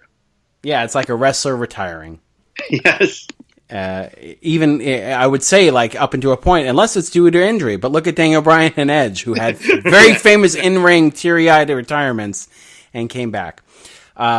Thank you everyone for listening, and we're almost through our Saw series here on our maraSAWon. And we haven't mentioned that Spiral is now officially delayed till May 2021. So we have time. We have time till Spiral pops up. When Spiral comes out, go back and listen to all our conversations. We're gonna make a list of every survivor and straggler of this series, from Julie Benz to Jeff and Lynn's daughter. Did you watch the post-credit scene? I forgot to ask you that. No, I didn't know there was one. I forgot there was, and then when I watched it, I go, oh yeah, that I let the credits play through. Shall I tell you what it is? Sure. I mean, I'll still go watch it, but yeah. The post-credit scene is Amanda. So it's a scene of Amanda, and she walks over to a door, and she looks through the keyhole, and it's Jeff and Lynn's daughter while she was there, the prisoner. And she says, "Do not trust the man who saves you." And so that was the post-credit scene. I didn't even know that 11 years ago. Yeah, there you go. There's an exciting reveal for you. So she knew this had to be after Hoffman blackmailed her. Yeah, she clearly knew that there was a chance where this was going, and so that Hoffman was trying to kill everyone in that building and come out with her. This series is genius. There you go. All right, I'm gonna have to watch that now. All right. All right. Okay. All right. Everything is possible, but nothing is real. And Shakma. Dun dun dun. Then Hello Zep plays. All right, let's get into the Hello Zepness of Saw 3D. I watched it about a week ago. So AKA Saw the Final Chapter. It's a 3D movie that now you watch not in 3D, but it obviously has, you can tell where the 3D moneymaker shots are, as most horror movies that were meant for 3D are, where things fly at the screen, like the hacksaw at the end or the guts spilling out at the beginning. Yeah, and it came out in 2010, so we're talking Avatar opens at the end of 2009, biggest movie ever, and everyone wants 3D immediately, and you get a bunch of terrible conversions like Clash of the Titans, where movies were not shot in 3D. They're turned into 3D. Yeah, they're post-transformed into 3D, and it's not optimal. The movies... They're supposed to do 3D. They're supposed to do 3D. Oh, you're breaking up. You're breaking up. No. Can you hear me now? Yeah, I can. I don't know what you're doing, but don't do it. I was going to say, 3 ways that 3D movies happen, which is you fully shoot them in 3D, you don't even intend for them to be 3D, but then you turn them into 3D after, or you shoot them not in 3D, but you know you're going to convert. So there's like all those ways. I will say, Saw 3D was shot with 3D cameras. So at least because they made this movie so quickly that it's like they were filming this movie by early 2010 for fall 2010 release, but they did at least film with 3D cameras on like a lot. But like you said, it's one of those 3D movies. It's very like, it's a Saw movie. So it's like, what are we going to do in 3D? We're going to put saws and blood and guts in the camera. We're gonna just have so many traps in this movie. In fact, one trap is just going to be in a dream. We're going to have a dream trap that doesn't make any sense because it's not even a trap. It's like, even when you're watching it and knowing it's a dream after you watch it again, it's like, why would Hoffman even go through such an elaborate rig to explode Jill? Like, it's not even a trap because she can't escape. It's just a way of killing her. Like, why not just run her over with a car? Anyway, okay, Saw 7 is not good. No. But the only thing I'll say about it is that Hoffman in this movie is the best iteration of Hoffman I've seen, which is that it's clearly makes him way more different than Jigsaw, especially the end where he kills so many people. Like, he basically becomes a slasher monster at the end of this movie. Not only that, but he's got his torn open cheek that he sews shut, so he's kind of like Jigsaw, like you might know him in the Punisher comics or something. Like, his face is a jigsaw. And he's very much not... And he's a primary antagonist. He's no longer a cop trying to hide his alternate, hobbies of killing people. He is not trying to elude his coworkers or trick anybody or frame anybody else. He is like, I am a bad guy. Hey, guess what? I just want to kill Jill, and you're going to give her to me, or I'm going to kill all of you, and I'm also going to, when all this is done, I'm going to take a bunch of money and skip town. Get out of city. I'm going to leave city for good. City will be in my rear view. So I appreciate Hoffman being a very much more intense version of Hoffman, not having to mumble his way through cop rhetoric and quote unquote investigate things that he's not investigating, and a lot of the trudgery that came around with the last 2 movies, and he's just sort of a psycho killer. And we learned in a flashback that he was a bad cop because there was always a question with Hoffman when he killed that one guy and framed it on Jigsaw. Is like, was he just doing this because this guy specifically killed his sister? Right. And he's doing it to frame Jigsaw when he could have, as a cop, he probably could have come up with another way to kill this guy and cover it up. So the fact that he did that made me think, oh, this was his first time doing that, or oh, this was a one-time deal. It was a revenge kill. It was something very personal to Hoffman.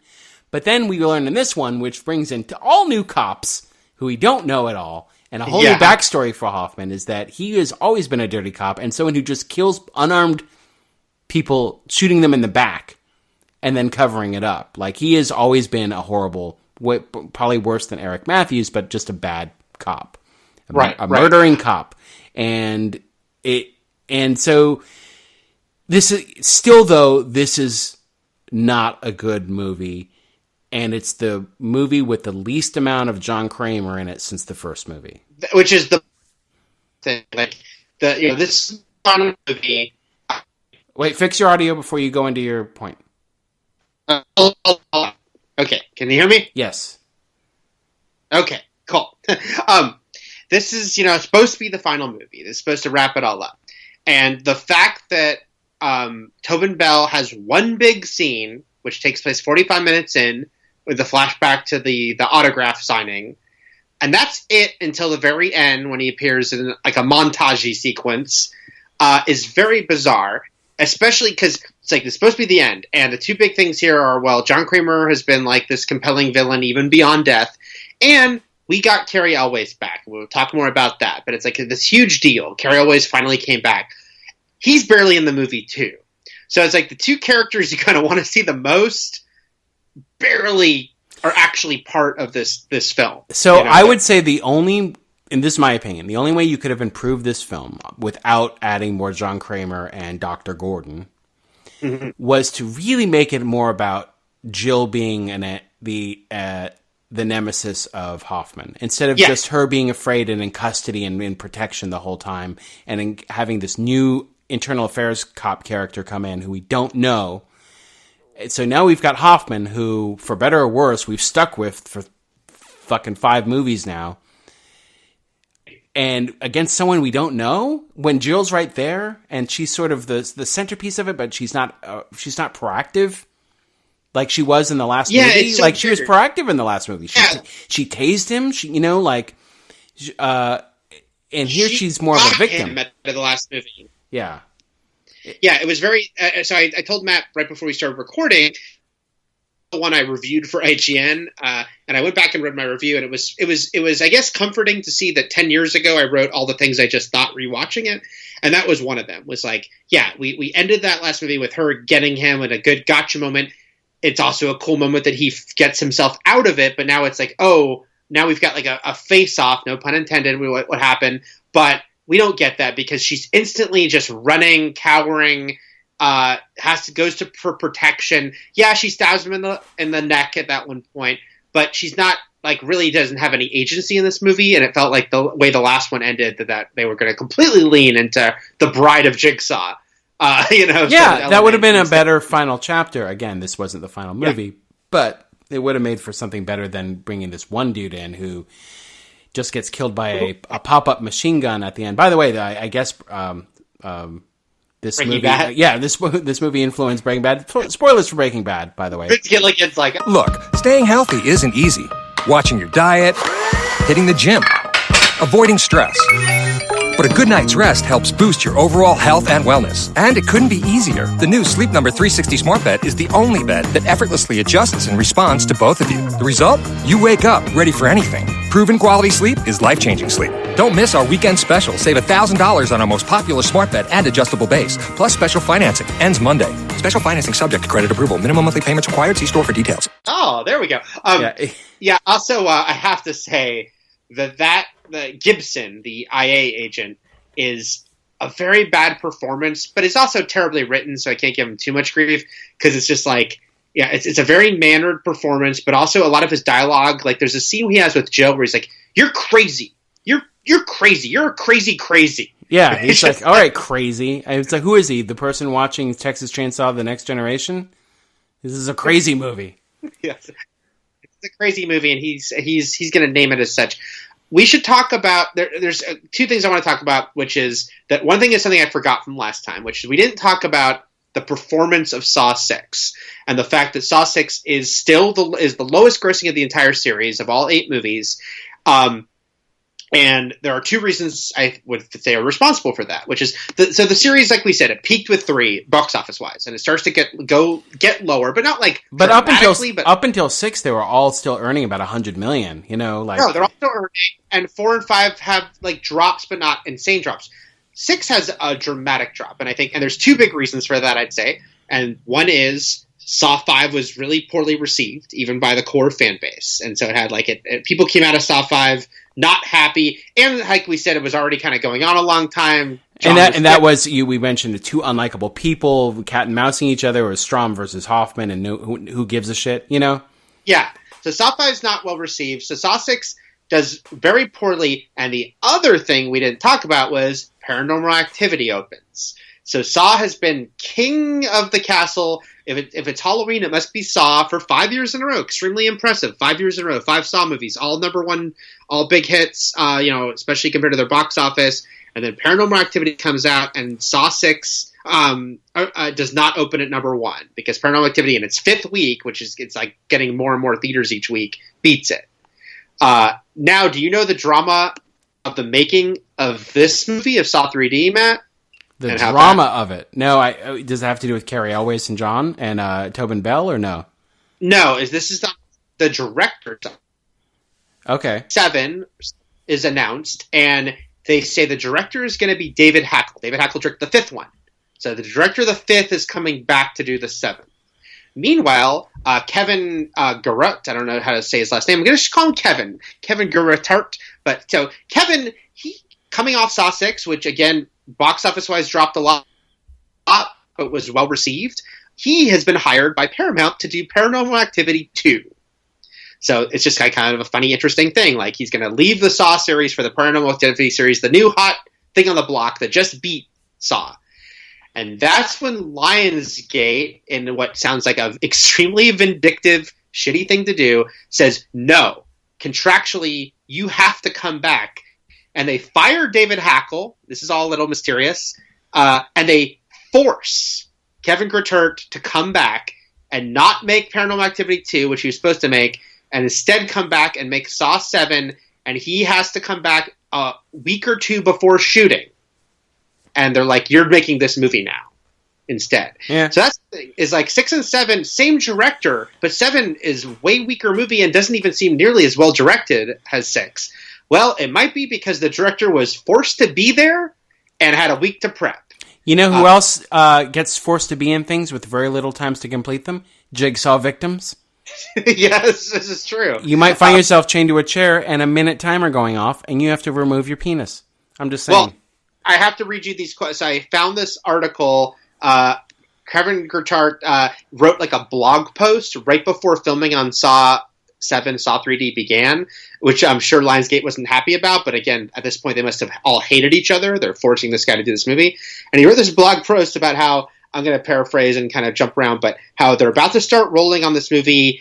It's still a real fog to me, having 1 week to prep, the most expensive Saw film of all. We've attempted a comprehensive rewrite on the script since I got here, but it's tough. The sets are built, the traps are built, the storyline is set, and any major changes mean throwing out existing stuff. It's hard to find the time, money, and will to do things a different way. It has not been a picnic. And then he says, on those rare occasions when I can actually go to sleep, I see images like the World Trade Center collapsing in slow motion, plane crashes, drownings, other bad shit. It's unhealthy for me. But hopefully the creepy scariness of my life right now is somehow translating into a vibe that will be good for the movie if they'll just give me a chance to put my stamp on it here and there. Very difficult indeed. So this was a really happy situation. Wow. I'm having horrible dreams because I hate being here, making a movie I didn't intend to make with a week to prep it. So there's the behind the scenes. So I think because like watching Saw 3D, I'm like, it doesn't feel it feels poorly directed compared to the 6, but it's the same guy. But I think you and then also Saw 3D, like he said, most expensive movie. It was $20 million, still not a huge budget. But it was kind of double the budget of the previous films, and I'm assuming some of that was the 3D cameras. Yep. I don't know where all the other parts went. Honestly, probably getting Cary Elwes, and I don't know, just... Yeah, that's the other thing we should mention is, because we didn't talk about while we were going through the series, Cary Elwes' absence was certainly brought up constantly by fans in the years. Because, these movies are coming out once a year, they have a rabid fan base, and the movies themselves lean into continuity. So where is Dr. Gordon was like every time a new movie came out, it was like all the message boards. It was something that, we'd have to ask, in interviews, what about Dr. Gordon? Especially because the movies themselves are so explaining everything. Here's what happened to Adam. Here's what happened to everyone. But Dr. Gordon never is mentioned. When he did come back, Cary Elwes had some quote about, I didn't want to come back unless it was the last one to make it special. But there were rumors through the years that he was fighting with the studio over money, that he thought was due from the first movie when it became the surprise. He did For Nothing, and then it became a giant hit. He didn't have that Ethan Hawke Blumhouse deal in place, you know? He didn't have the Ethan Hawke purge mailbox money coming in for the rest of his life, yeah. So it was a big deal that he came back, but then, yeah, it just seems like a clusterfuck behind the scenes of this movie. They also said that because there was supposed to be a Saw 8, there was a 7 and an 8 planned until Saw 6 bombed. Then they said, well, we're just going to wrap it up, and they kind of folded two stories into one. And then, again, the director coming back last minute was trying to rewrite things. So, yeah, it sounds unpleasant.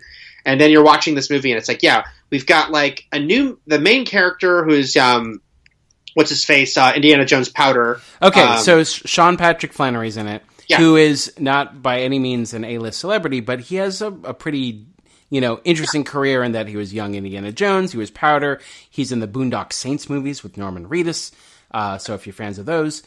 And he does a lot of TV appearances. He was on a Dexter in 2013, and like he does a lot of also schlock action movies and sci-fi movies direct to video, or video on demand now, I should say. But he's not nobody.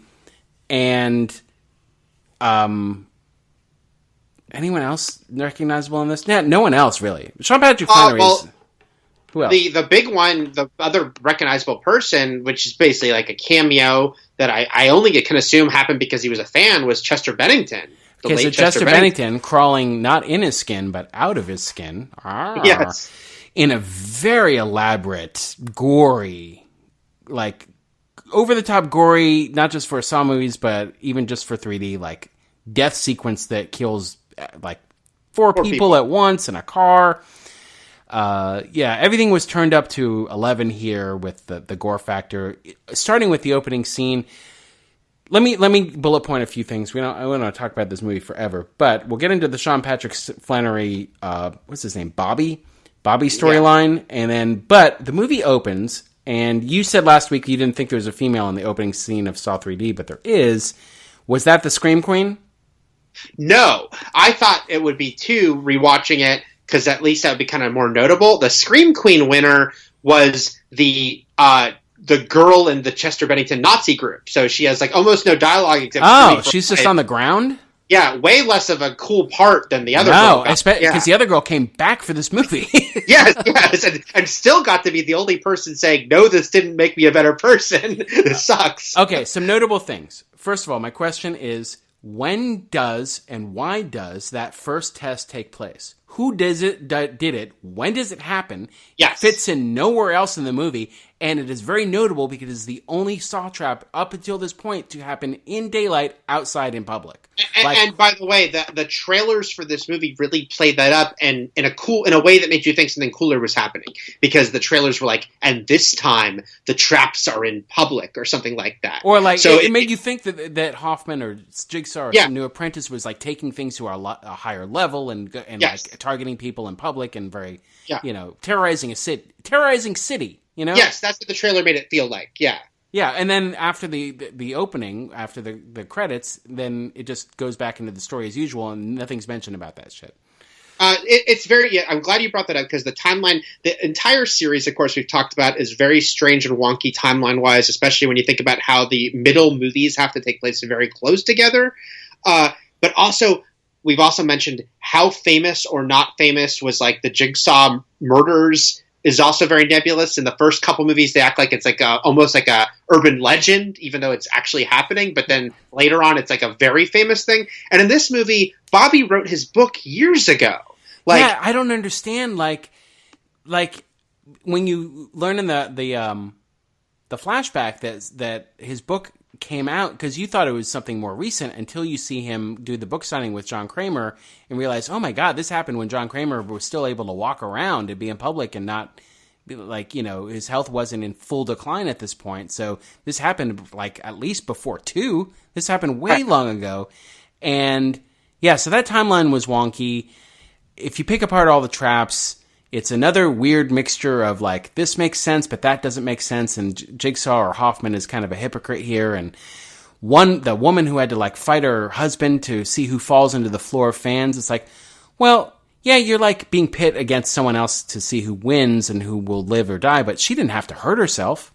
It wasn't like the woman who had to cut off her arm. So yeah, you get people in. So yeah, the first introduction to the Jigsaw support group, which a lot of fans think is returning for Spiral because of a scene we see in the trailer of Chris Rock walking into a church that seems to have a support group going, and it could be a Jigsaw support group. We see that in this movie, and we see the Scream Queen come back and once again say that chopping off her arm didn't do shit to teach her anything. And then she's face to face with a woman who didn't have to do anything except kill her abusive husband with no scars on her body. Like, it was a harrowing experience, but nothing happened to her. And then I did like that William's secretary was there. She did get off that plank. She did get off out of her barbed wire noose. Her neck probably got cut up, but yeah, she wasn't. Everyone's different. Like, no one had to do the same thing. She was a pawn in a trap. Like, basically, she lived because William chose her to live. Like, she didn't have to do anything except, I guess, plead for her life. So yeah, obviously, no one's gonna learn the same lesson. No one will learn the same lesson. This is, of course, we talked about the inconsistencies in general. I'm going to jump around to two things right here, which is just jump back to that first, the outdoor in view of everyone trap, which again, it's like so inconsistent with who's supposed to learn what, because I'm like, man, it's so weird to me in retrospect watching him, like that the girl who, again, I didn't remember even was in the scene, but the girl who is like supposed to be like, she's a manipulative person who got these guys to commit crimes for her and pitted them against each other, but she can't save herself. And it's just weird because sometimes she be the person who could save herself. Like, it's like she has no agency in this trap. How is it even decided? Like, the first trap did feel a little ugly in a way. Like, now looking back at it, where it's like, the woman is shamed more for sleeping with two guys and cheating on one or cheating on both of them or something like that. And so it was sort of like this bizarre revenge porn going on. And we don't even know what these breaking the law means when they say these guys committed crimes. Like, what did they do? Mail fraud? Like, we don't know. It was, that whole trap was just weird and just basically kind of a gotcha thing that doesn't make sense. Again, we know that this movie was rushed and the director didn't want to do it and the story was sort of mashed together. So this is probably evidence of that. And if it was two stories being mashed together, maybe there was a larger component that was left out of something with public traps and something else happening. Man, I had something I wanted to bring up, and it was a larger question about Hoffman, but I just don't want to get into it right now. Which was basically like going back to Saw 5, and which is one is still like not a great movie, but still one of my favorite trap sequences. Like them all learning they had to work together. I think that really worked. But at that point, that was Hoffman's trap, wasn't it? Like, Jigsaw had nothing to do with that trap, because that trap was meant to frame Strom. Like, that had to be Hoffman's trap, right? Well, like, it's like, well, we don't, we're not clear if John had anything to do with the planning of it. We know that Hoffman pulled it off, because we see him with, like, the little models and everything, like, that he's the one who did it. But yeah, in this movie, it's just, again, they're kind of like walking back because 6 made it seem like John's final thing he left was to get like to get William. But now it's like, oh, he also wanted to get this guy who lied. It's like, I presumably, because then it's like, is Hoffman doing this on his own? Why would he even care to? Yeah, why is he even doing it? Well, so the movie at least makes the point that Hoffman doesn't have to do this trap. He doesn't have to punish Sean Patrick Flannery at all. He doesn't have to do any of this shit. But at this point, he does it, which is a lot of work. It is very definitely not the simplest, easier, most efficient way to do things. Don't listen to John Kramer on that regard. Like, it is not.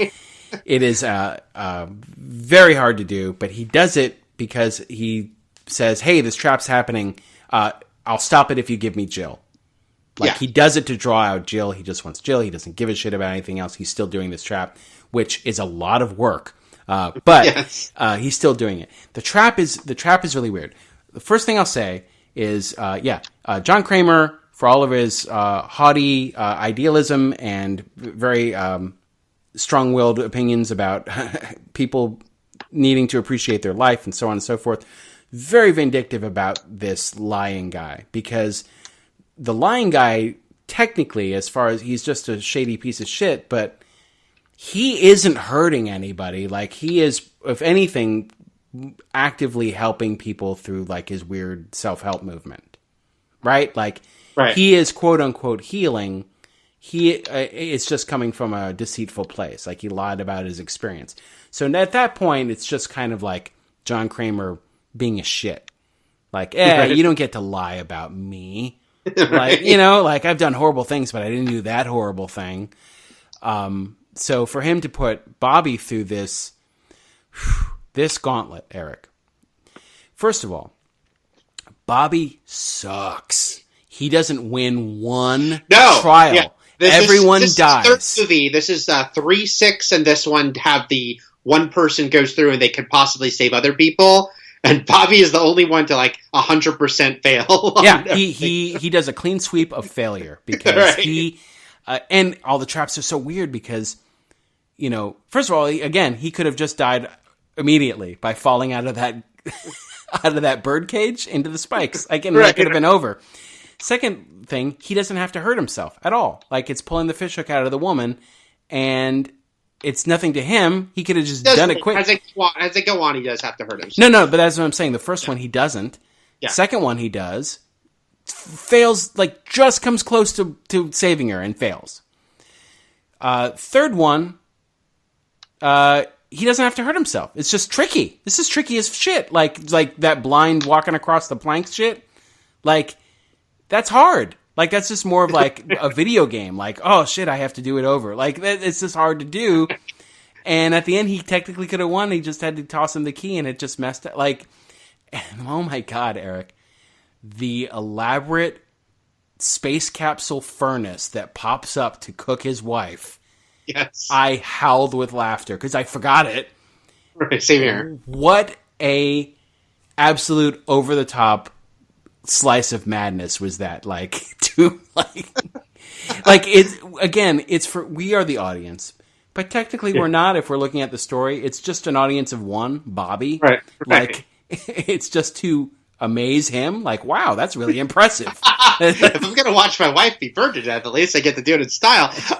And again, repeating ourselves because the movies do this too. But it's his wife was a complete innocent. That she's the one person who was not in on his lie. But not only is she in danger of dying, arguably she could never have survived because it was his story that his chest muscles could hold him up. But as it turned out, they couldn't. So it's did John know, or Hoffman, it's a little unclear, but did they know it would never work? Either way, why does she have to die when she didn't do anything wrong? Except love a guy who lied. But that's the other thing. It's also die so horribly. That's when we're really into the throes of torture porn here now, where it's not enough to kill someone. It's they have to so suffer and scream and go through such agony before they die. It's not just Jason killing you with a machete. It's how long and how much suffering do you have to endure before you hopefully die? That's the torture porn element of a lot of these movies that label got thrown into with basically the Saw movies and Hostel. And this movie is a weird thing because I don't think this series has this problem, but this movie feels somewhat misogynistic because of, if you look at the deaths, the women are the ones who suffer way more in this one. Oh, yeah, yeah. But starting with that opening scene, Starting with the opening scene, and then, again, I know in the real world being shot or hung are horrible.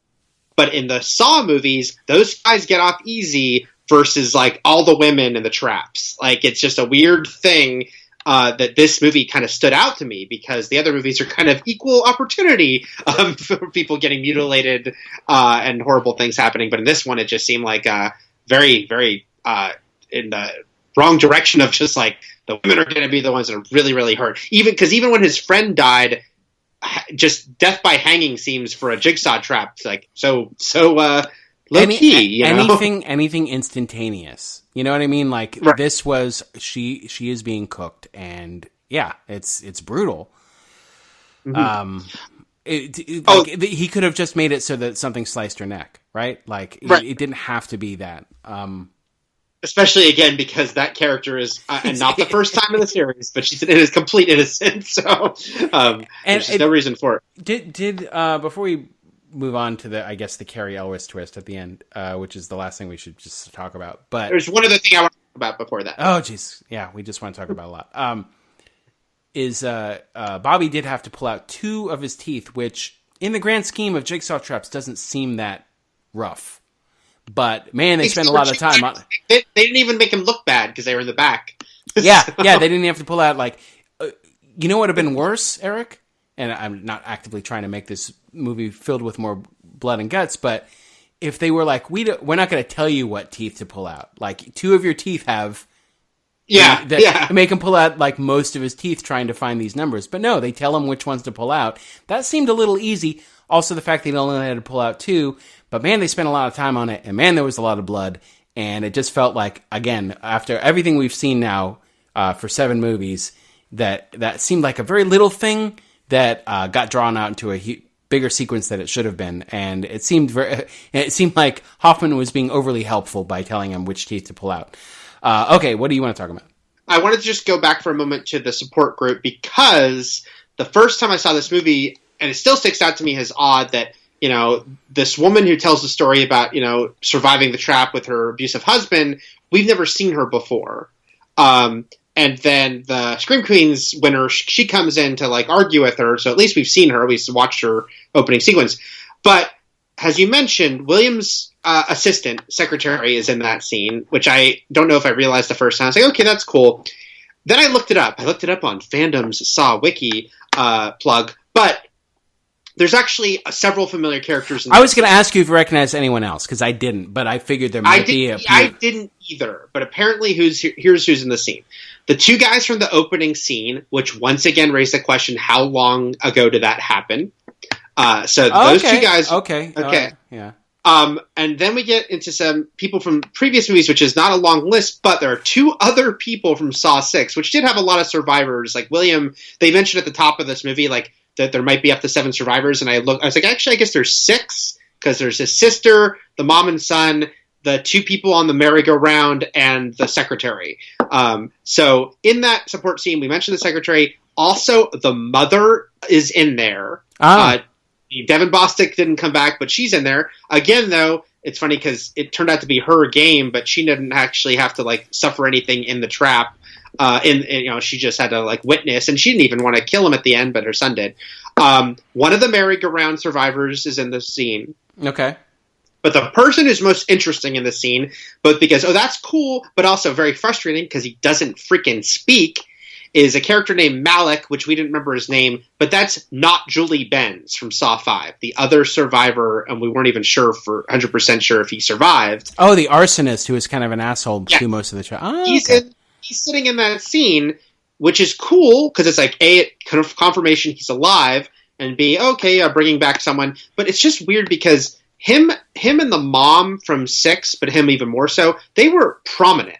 They were throughout the entire movie characters. Was he was he the one with his arm in the sling? Yes. Yeah, okay. Yeah. That would make sense. But it's just weird that they bring him back, neither of them speaks, and why can't they speak instead of a woman we never saw before? So it's just a strange decision to have the other character who speaks up to say that she thought she learned something be someone we never met, when it could have been a pre-existing character who's literally sitting in the scene. But there you go. So Julie Benz still could be in Spiral, but so could Malik, because there he was in the Eric. So could Hoffman. This movie. Well, we shouldn't say too much because we still have one more movie to watch after this. Okay. Well, let's just say that once again, the series could have ended right now. Mm-hmm. But this movie did better than the last movie. Did better than 6, and actually made $100 million. So I think the fact that it was 3D and the fact that it was billed as the final movie brought people back to theaters. And because of that, it guaranteed that it would not be the final movie. And that's just the way horror works. But let's talk about Carrie Elwes and the Dr. Gordon reveal, which was basically the really only Hello Zepp moment of the movie. The mini one that happens in the beginning of the 3rd act is the fact that Hoffman's inside the police precinct. He's actually a body. It's not as huge a surprise as Saw movies, have delivered before. Yeah. But the fact that he basically kills every cop in that building pretty much, he has a very solid technique, which is just stabbing people right under the chin. It works. Yeah. And then the killing of Jill. Which I will say. Yeah. I think you might have been about to say the reverse bear trap. I do love that we got it. Someone successfully getting out of it with Amanda. We have Hoffman kind of getting out of it, but he still screws up his face. And then we have Jill just not getting out of it. So we get to see all the different ways it can work. It's the phases of the moon, really. And right. and then we see the end result, which is Gene and Davis Beetlejuice face. Yes, I'm so glad you remember to say that, because I had said the same thing. All right, so Carrie Elways. Yes. Not surprisingly, the fact that, I don't know. What do you think, Eric? Do you think he would have just worked better if he was not in the movie for 2 scenes? Like, he wasn't the opening where we saw him actually survive and cauterize his wound. Then he shows up at the support group. Obviously, it's cool. It's a cool opening. It's a little beat. You're wondering what's up with him. But at that point, you have to know he's a secret apprentice. Not that people haven't been theorizing about that on the boards for many movies now anyway. But do you ultimately think in the end it would have worked a whole lot better if, like, he hadn't shown up in the movie and we hadn't seen him survive Saw 1, and then he just reveals himself under the pig mask at the end with the minions? Like, yes. That would have been a better surprise.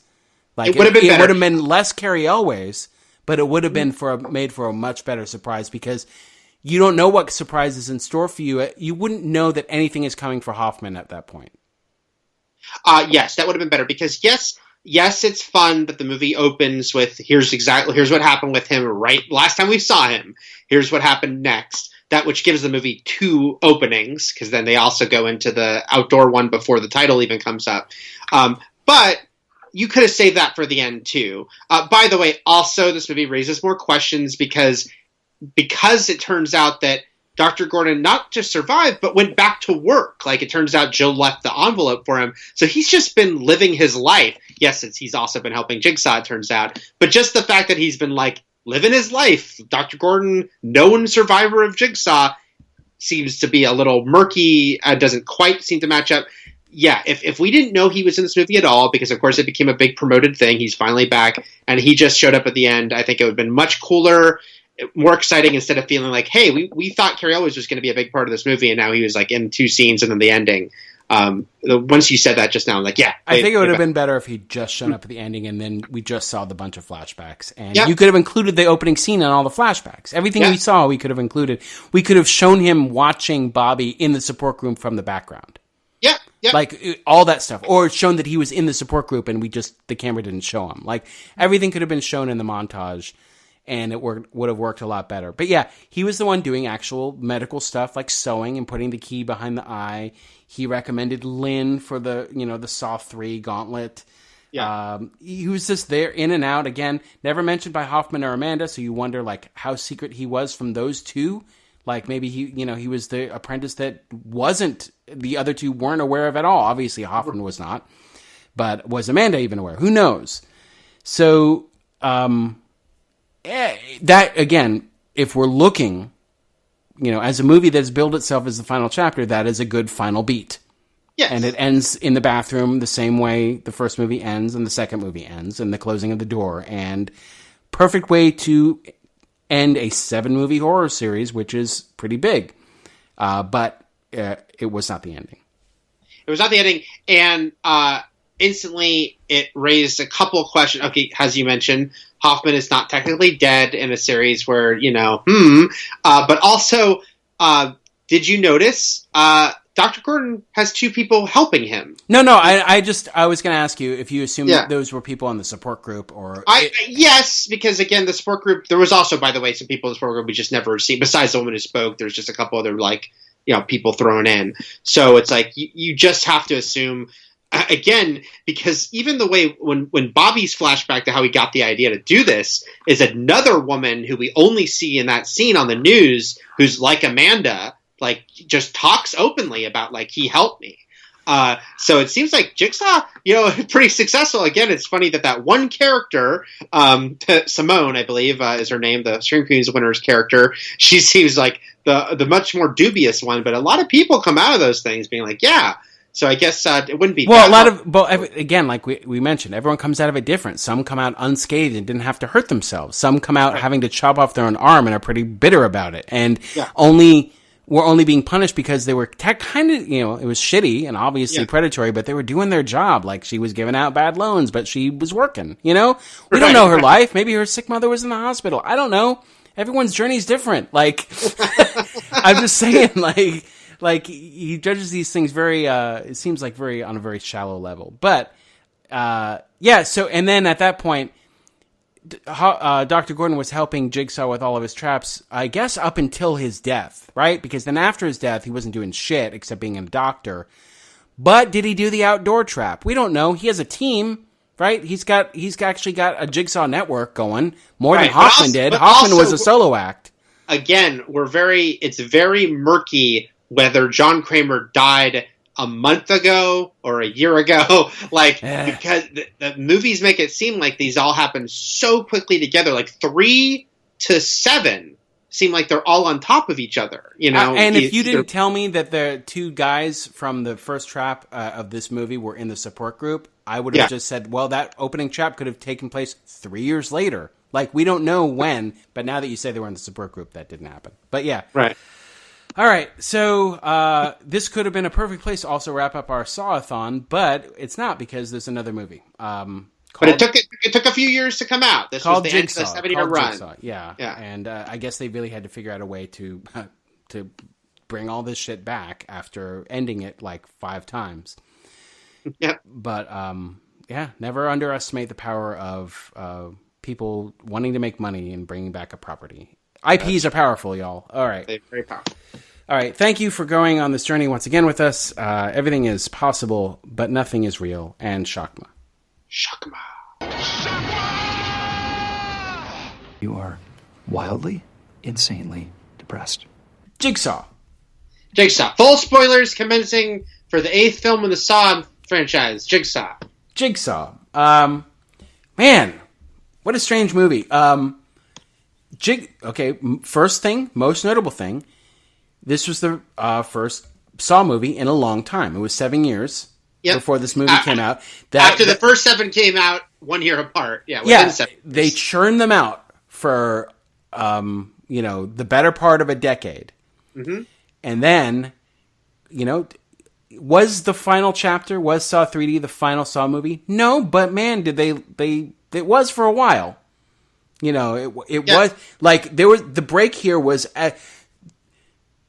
the Saw movies lasted for 7 years, and then the break between the next Saw movie was as if they had made it was also another 7 years. The break was as long as the original run of Saw movies, so it was a hefty time away. I guess they were, Lionsgate was always wanting another movie, but they were just sitting and waiting for a good pitch. Like, they wanted to bring it back. They probably, like most people, don't know how, again, after you killed the villain in the third movie. And I am just overly amused that the way they brought Saw back was by using the 2 biggest, tried and true Saw twists. Just leaning into it hard. What you're watching is not taking place at the time you think it's happening. And there's a fucking secret apprentice that you didn't know about. And guess what? This guy was involved from the very beginning. He's even more important than Dr. Gordon. He fucking invented the bear trap with Jigsaw. Right. Like, he is the number one Jigsaw guy. himself told him, you've taught me every, it's like... Yeah, this is Joker's Bob the Goon. This is the guy. I will say this, and I'll let you talk, but Matt Passmore's Logan is his name, the medical examiner. His turn at the end, I know we're starting with the twist first, sorry guys, but his turn at the end, this is after years of fans and then weeks of us complaining about Costas Mandylor's Hoffman not being sort of an engaging acolyte. Yeah. Or apprentice of Jigsaw. But this guy feels like, out of all of them, the most devoted, the most tried and true believer of Jigsaw, who is willing to, who holds him in reverence, holds his message in reverence, and wants to keep going on and fulfilling the guy's work. Costas Mandylor was blackmailed. Hoffman was blackmailed into it. Amanda was a failure, even though she loved John Kramer. It wasn't like it was more of like that surrogate father thing we talked about, like where she wasn't going to be the apprentice he wanted. She was flawed. She didn't like, because she was so obsessed with there being no other apprentices. It only had to be her. So no one could survive their trap, because if they did, this is what I figure, if someone survived their trap, they could join that crew. Possibly. Right. So she was making it so that no one survived. And this is before we knew that there were at least 2 other apprentices. Yeah, and she already resented Hoffman, and we have no idea if either of them knew about Dr. Gordon. We don't know that. Much less Logan at this point. Dr. Gordon, though, seemed like a true believer. He seemed like a pretty good guy. He actually had a crew at the end of that other movie. He had 2 guys with him, yeah. But, as you mentioned last time, once it was all said and done and John Kramer was dead, he just kind of fucked off and went back to being a doctor. Right. Until Jill dropped him a note or whatever, and then he came out of the woodwork to protect her. Or to try to avenge her, right? So there was no... It didn't feel like they were going to continue the work. But this dude, Logan, who comes unglued at the end and like really changes his demeanor in a huge way when he's confronting Callum Keith Rennie's dirty cop, Detective Halloran. They say the name Halloran so much in this movie. But you have to say Eleanor a lot. I'll say this: he feels like, after 8 movies, the first believable apprentice, like the guy who can carry the torch. Okay, you go. Yeah, it was interesting because this was the only one I'd only seen once, because I'd rewatched the last time I rewatched the whole series was before this one opened, and I think Saw 3D I'd seen 2 or 3 times, but I'd certainly only seen this movie once, so it was interesting for me to watch again. I knew I didn't think it was very good, but I remembered a lot of the other details, so I was watching it. Again, it's funny, we're kind of focusing on the end a lot here first, and we don't have to talk too much yet about all this. I'll just say, the end reveal, I'd forgotten that one of the funniest things about the end reveal is how long his monologue is. And it's so, like, specifically, like, and then I did this, and then I did that. And it's funny, because I felt like Matt Passmore gave a fine performance in the rest of the movie, but he's really bad in that part. But I also think it's just such a ridiculous monologue, because he has to be like, and that's why this happened. There's a lot of explanation that normally a Hello Zep montage would have taken. Would show you. Yeah.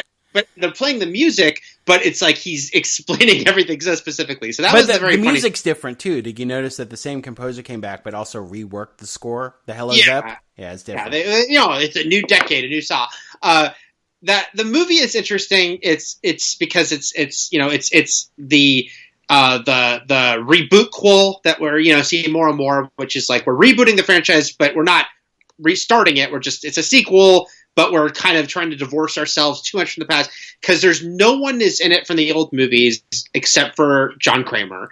I forgot that they do at least name drop Jill Tuck. They're like the Tuck Farm, so we get and Jigsaw superfan number 1, Eleanor, never brings up Hoffman.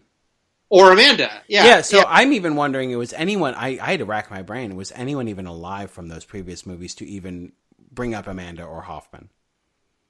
Considering the time crunch between 3, 4, 5, 6, and 7, with some loose areas in between, where talking about Strom's neck injury, was anyone left alive to sort of tell the tale that, oh yeah, Hoffman was the dirty cop? Like, did anyone write that down on a piece of paper anywhere? Well, I thought that goes back to a question we had coming out of 6, which is when Perez says everyone knows. I think she was just fucking with him. But yeah. And 7 seems to confirm you on that, because in 7, I can't remember the IA agent who's like, Well, if anyone should know, it's Internal Affairs, first of all. Right. Even though it was the FBI that was talking in 6, it just seemed like they didn't know yet in 7. So it did seem like she was talking out of her ass. At the same time, enough people found out that you think it'd be out there. But Amanda was definitely known, because Amanda is mentioned by other characters as like his apprentice. So Amanda should be like a known quantity to like a super fan, but she is not. Yeah. But it's just interesting because there's this movie does something that a lot of the other movies do, which is kind of the people going through the trap intermixed with a completely separate but not storyline with kind of your other protagonists. And your other protagonists, there's only 4 people, so if they're trying to do another like who done it, who could it be, there's only really 4 possibilities. And of course, you've got Halloran as like the crazed, dirty cop who's convinced it's Eleanor, but he also thinks Logan might be involved. It's just interesting rewatching it that I'm like, oh, Hunt is never brought up. So he kind of feels like he was there to be I bet it's him, like it's the guy. Well, everyone accuses each other except him. Right. No, I get it. And so I think that's why he's there, even though it really has no significance at the end of the movie. No, not at all. I mean, the whole thing, as we learn in the end, is that Logan is getting revenge on Halloran for basically being a dirty cop and allowing a murderer to go free that killed his wife. Right. And I'm jumping around, but I forgot how much it made me laugh when it turned out when John Kramer says "my nephew." That was my nephew you killed. I laughed when he told the guy, "It's like, remember the reckless driving you did when you were like 16?" I was like, God, is this something Jigsaw's been sitting on for decades? Like, why didn't he go to the cops? He should put himself in a trap. He literally puts people in traps for not going to the cops. Remember in 3 when it's like you were the witness to this boy getting run over by a car and you did nothing? Well, guess who else did nothing? Jigsaw. He should put himself in that freeze room. And whatever you're funny, Peacock's got it exclusively. Bears beats The Office on Peacock. Stream every moment from Dunder Mifflin and explore bonus extras and exclusives. Plus, if you're looking for more classic hits, you can stream every episode of Parks and Recreation, 2.5 Men, and every season of SNL. In the mood for something brand new? Check out Peacock's original comedies, The Amber Ruffin Show, and Saved by the Bell. Whether you're craving a new binge or familiar fave, you can find tons of comedy hits on Peacock. Get started for free at peacocktv.com. Anyway, okay. Man, I just realized I have a lot of weird things to say about this movie. Okay. The trap is a weird mix. It's like the movie is a weird mix of 2 and 5. Where not only is a dirty cop being targeted ultimately in the end, as we know, Eric, Jigsaw hates 2 things more than anything: horrible cops and amazing cops. Right. And one we understand if you're like just a bad cop who does bad things, but he also hates you if you're just too dedicated to your job. Yeah, he just wants you to be like one of those coasting cops in the middle who just like maybe solves a case or 2, but just like, hey, I'm just here to collect my pension and go buy a boat. He just wants you to be sort of a middling officer who doesn't really want to serve and protect, but he's not afraid to draw his weapon. But yeah, he hates dirty cops and he hates super cops. But, so yeah, it's a lot like 5, like you said, because it's for people waking up, they're all together. They're not all connected somehow in the same scheme, but in this one, they all had like a dirty truth they had to unveil or confess to, which, by the way, Eric, what does that do? None of them confessing to anything saved them in any way. They still had to do whatever. All of them still, whether they lied or told the truth, they all still had to do the stupid trap. So it didn't even matter. Like, them confessing it wasn't like Jigsaw's like, thank you for being truthful. You can go, like you're free to leave. But it was also like 2, because there were weird booby traps around the area that he anticipated someone might. That what if they never got used? I thought about that, and I thought about you saying that when the a-hole guy sets off the one that has the door saying don't. And it's like, what if no one went over there? But also, it has Jigsaw. This is a new element. And maybe it's one of the reasons why we learned in the end it was his first trap? Maybe, not after Cecil. After Cecil, that's what I was thinking, the same thing. Like, timeline-wise, this gets really wonky. Not that the series already wasn't, but now it gets really confusing when they say this is like his first trap before the other ones. Because we know about Cecil, but it feels like it has to be around the same time. I'm going to guess right after, or the first big one after, because he also reveals himself to Laura Vandervoort and the other guy. Yeah. So it feels similar to Cecil. But also, I guess technically this would be the first time his victims see Billy, who rides in on a tricycle. And there's no video screen with Billy. There's just tape recordings. And the tape recordings are designed in a way that is Tobin Bell's voice. Like it's not the doctor. Because I think it is Tobin Bell's voice in the whole series. It's just a very distorted. But they really wanted you to be like, okay, you can't mistake that for maybe Hoffman. This is Tobin Bell playing John Kramer again as a way to fool you. Do you see Billy on video in the silo when it's filming? Oh, okay. He's got glowing red eyes that he never had. I realize. Well, here's the thing. Jigsaw is following along the trap. He is present because he is commenting on things that have specifically happened.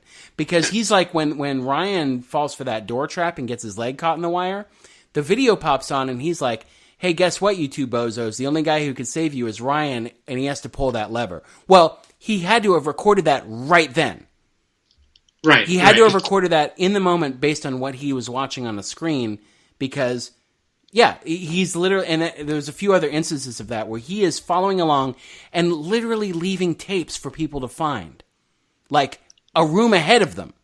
Yes. Because he's like, has to record it quickly, drop the tape recorder, because he doesn't know who survived, but he did know that, I don't remember the character name, but Mario Van Peebles' son, he survives, and it's literally the same thing where it's like, you didn't tell the truth before, but now you will. It's like, well, he's basically playing the game along with them. Nothing is ultimately pre-recorded. He's doing it as he goes, and it's very evident. So there are a few ways to spot, in the end, when we realize the twist is this all happened 10 years ago. Or however many years ago. He's been dead. He's been dead 10 years, but who knows when the trap... They actually, and I was going to say that's for the more timeline wonkiness, because they actually used the term 10 years ago for everything, which we've talked about how it's very confusing how long the entire first 7 movies take place over, but it can't be that they all took place in 1 year, including like the first, and that includes Danny Glover's character.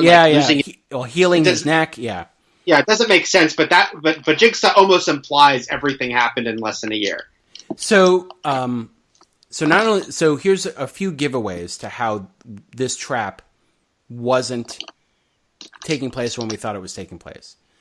The first was when everyone woke up, they weren't like, "Oh shit, we're in a Jigsaw trap." Now you can easily say, "Well, it's been 10 years, so maybe these new people aren't familiar with the Jigsaw traps like people were back in the day."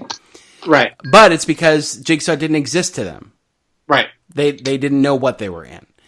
2, the timeline of the trap, the room-to-room crucible, the test that these guys are going through, does not match the timeline of the cop story we're watching. Literally, Logan goes home and falls asleep with his daughter, and it's the next morning or something. I don't know what's happening. But we come back, and they're still 2 minutes later in the same room. So... It's the timelines don't even sync up because they're given an hour and everything else is playing out over the course of a day or more in the other place. So yeah, of course, the reveal at the end means we never actually saw the first 3 victims. We just saw their corpses because at least it gives you wiggle room and a pseudo explanation for how could these corpses be delivered into the city, which we learn at the end is quite a drive from this barn.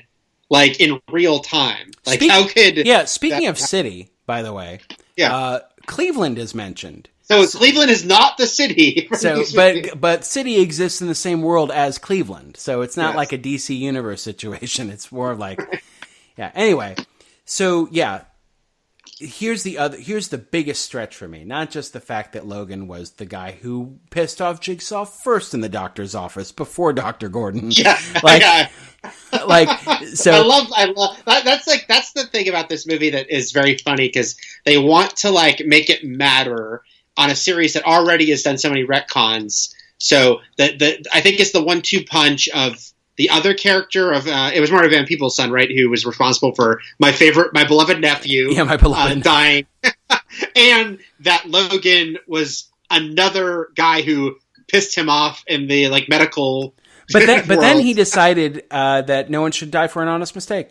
So which is just weird because he literally, I believe, twisted a man's arms and legs and head off in Saw 3 because of an honest mistake. Granted, that cost the life of a child, but yeah, it's not like the guy ran him over in malicious intent. It was a mistake. But so he quickly course corrected that and now brutally kills people for making mistakes. But the hardest part of this movie to sort of believe, as long as, we're trying to suspend our disbelief, is the fact that just to fool us, the viewer, with those bodies that are popping up all over town that you just pointed out would have had to have happened very painstakingly or very quickly because it takes a while to get from that barn to the city. We're supposed to think that that's who just died and they're being dropped off somehow and taunting the police. I don't know why. Anyway, the fact that it's only because Logan somehow at the same time or very previous to this ran a similar test with similar looking people like that we didn't see. We didn't see the tests that these dead people went through. They were just like the fill-ins for the people 10 years ago. And he only did 3 of them. Like, he didn't do 4, and he didn't do one for himself. Or he did do one for himself, actually, and killed them. He says there was the final 2 people. Were those two, yeah, that's so dumb. Anyway. That is the silliest thing ever, because that literally is just for us. That was just to make us. That was only to make us think it was happening at that moment at the same time, so that we wouldn't that's see the another twist blonde woman, and it's another that they're all the same types. The other, it's not a hint on the timeline thing. It's just a hint that something is probably amiss. Is I will say I think it's very effective. It's just kind of a funny macabre thing when they all wake up, and the fact that the 5th person doesn't wake up and is just being dragged along that whole time, but then we don't see him horrifically die. Like, Laura Vandervoort gets to the next room, and you just see him being dragged in. And in a Saw movie, they never cut away from a brutal death. Now, of course, because it was Logan, and he didn't die. Well, I totally agree with you, and that's certainly something to be suspicious about right away. Mm-hmm. I will say that this movie, there were some gory moments. Yeah, but this movie was light on gore compared to like the last 3 movies. This movie, it's not. Yeah, it's. I mean, I know that's funny to say because it's still very gory in the compared to other movie sense. They don't hold on the gore very long. They don't. It's not as gory. Yeah, there's the shot of like Halloran's head opening up like a Demogorgon at the end, but like it is nothing compared to the intestines splattering out in the last movie, or Jill's body being blown apart by whatever that rocket that she dreamt Hoffman sent into her, or the bear trap, or like it is. Yeah, again, we're not saying it's not gory, but the fact that like that wire cuts through Ryan's leg and cuts it off, and we don't really see it happen. We see blood come out of his pants, but like we don't see his leg fall off. We don't. I'm just saying that they did tone down some of that violence. Yeah. I do remember seeing his leg, the 3 slices. There were slices, but it was intact. Yeah, that's true. I will say, so the other thing we should talk about is how aesthetically different this movie is. Much takes place outside. During the day. Yeah, because Saw 3D had that opening with the 2 guys and the girl in the outdoor trap, but that was still, even within that movie, it wasn't a regular thing. This movie begins with like a chase sequence, it's like a cop car and a guy running across a building, and then so much of it is during the day, including in the trap. Much of the stuff in the barn has like the sun shining through. And I'm not saying like that's a bad decision. I understand. Again, it's a reboot call, and they wanted to be like, we're different. But it makes it feel very aesthetically different from the other movies with their like Seven-esque. It's almost always night in a dark and dank city. This one it's bright sunlight in a barn for much of it. I don't get the silo trap either, Eric. Yeah, it felt from the get-go, like you said, a very different movie. It didn't feel like a Saw movie out of the gate. Now, this one had a $10 million budget. They cut it from the 20 from the previous film back to what the films were usually, $10 million. Mm-hmm. They were pretty much that budget after the first movie. But yeah, it didn't feel like, again, it's all new characters. It's some years later. It's in the daylight. People are talking about Cleveland. Man, it's a whole new world. The silo trap, I don't understand it. I get that the shock and awe of like the pitchforks and the saws falling from the ceiling while they almost can drown or whatever. But unless somebody's in that other trap and was a bozo and fell for the prank, the leg prank. Yeah, there's no way out. Then there's no way out. Like, what if all 3 of them went in there? Right. It didn't make any sense. Like, what if all 3 was like, oh, no, I guess we're just trapped in the silo until we die. This movie did make very clear to us that one of the first and foremost, because this was his first elaborate team trap after Cecil, we're assuming. That Jigsaw values just as much as he values redemption via pain and blood sacrifice. he values clever wordplay and puns. Like, he's a punster. Like, he's like, the key to your salvation is in this gun. Oh, guess what? I meant it was the literal key. Literal key. Waka waka schmackety doo. Like, and you know, and it's very easy, like, if Ryan, again, just for us, the audience, Ryan winds up seeing that there was a key, like, easily he could have missed that as well. Like, it doesn't matter. Right. This movie has in it Matt Passmore, who was on a show I didn't watch, but I know my ex-mother-in-law watched it, The Glades. Mm-hmm.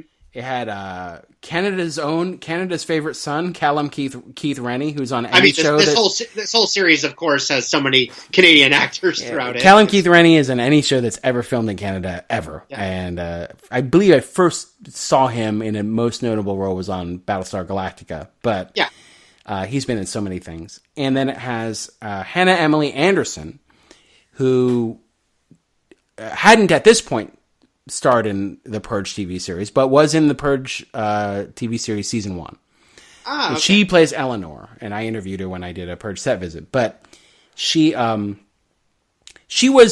way too obvious a red herring to be believable because a red herring. Yeah, but I mean, it all. Not only was she a redhead exactly, but also like the fact that actually. Wouldn't have been a twist on a twist if she turned out, it's like, yeah, guess what? The person obsessed with and who owns Jigsaw's original traps is just the madman. Like, guess what? You were right. I'm crazy. But I did appreciate that she had to traverse the dark web to find this shit. Like, yes. No characters return except John. And there's one, and Jill's the only one who gets mentioned by name. So really the only direct reference you get to anything else is her studio of jigsaw traps. Yeah, she had this. She's the one that killed Carrie. So this made me laugh because there were actual traps. There was the rib splitter that killed Carrie. There was the glass box for Strom, which makes me laugh too. The one that really made me laugh was she had the ridiculous door hole gun from 2. Yeah. And then the weird spinning heat cone that was used on Mario Van Peebles' son. But that one, she built herself. We don't know if the others are replicas or well, she built it based on a blueprint, so that was also something that we were like, oh, she can build traps. She must be the apprentice. But it was also that red spiral, and that was like use on the marketing for the movie, which just had sort of John Kramer's Jigsaw face, but he had that red spiral because of the Billy puppet spiral. But what a weird thing to build for one of your first traps. That's a weird. That feels like a 5 movies in trap. That doesn't feel like an out of the gate trap. Like you mentioned with like the furnace that kills the guy's wife in 3D. It's like it still makes me laugh. It's just a fucking Mars rover like appears over her and space capsules her and then cooks her. Like, that's so elaborate. That is so unnecessary. The first Saw movie, like the most like elaborate traps were maybe the one where he has the guy prisoner when the cops show up at his place. He's got like the thing with the drills on the guy. Yeah. But like, because otherwise, obviously, the main conceit of the movie are 2 guys who are just chained with hacksaws. 2 guys pushing. 2 guys pushing with hacksaws. And so, doesn't she has a hacksaw, by the way, I noticed. Yeah, she did have the hacksaw. I wish she had Dr. Gordon's original, unless someone found the bathroom that Hoffman was left in. So I just remembered something I laughed about from Saw 3D. Anyway, but because I was saying, like, what if she had Dr. Gordon's old gross foot? But I laughed when he looked at his old gross foot in Saw 3D. Right. When he's walking back through the bathroom and he saw his movie. Foot. He's like, I remember you. He's I remember you. Oh, you were a good Foot. Good time. I miss you, Foot. I wish I had you. We should mention that the actor who plays Hunt, Clay Bennett, is rumored to play Battlestar in The Falcon and the Winter Soldier. Oh, that's cool. Good to know. And the movie this movie also stars Laura Vandervoort, who we once had on as a guest on Channel Surfing.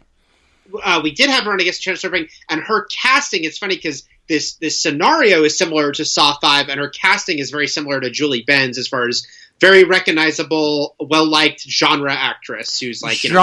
but not quite as scream queeny at the time as Julie Benz because of Dexter. But yeah. Right. Right, but just done she was on Smallville forever, and she was on she was in the V reboot, which only lasted a season. 2 seasons.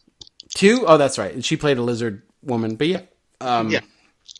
She's been on a lot of TV shows, and she's done a lot of horror since, including. What was the thing that she did?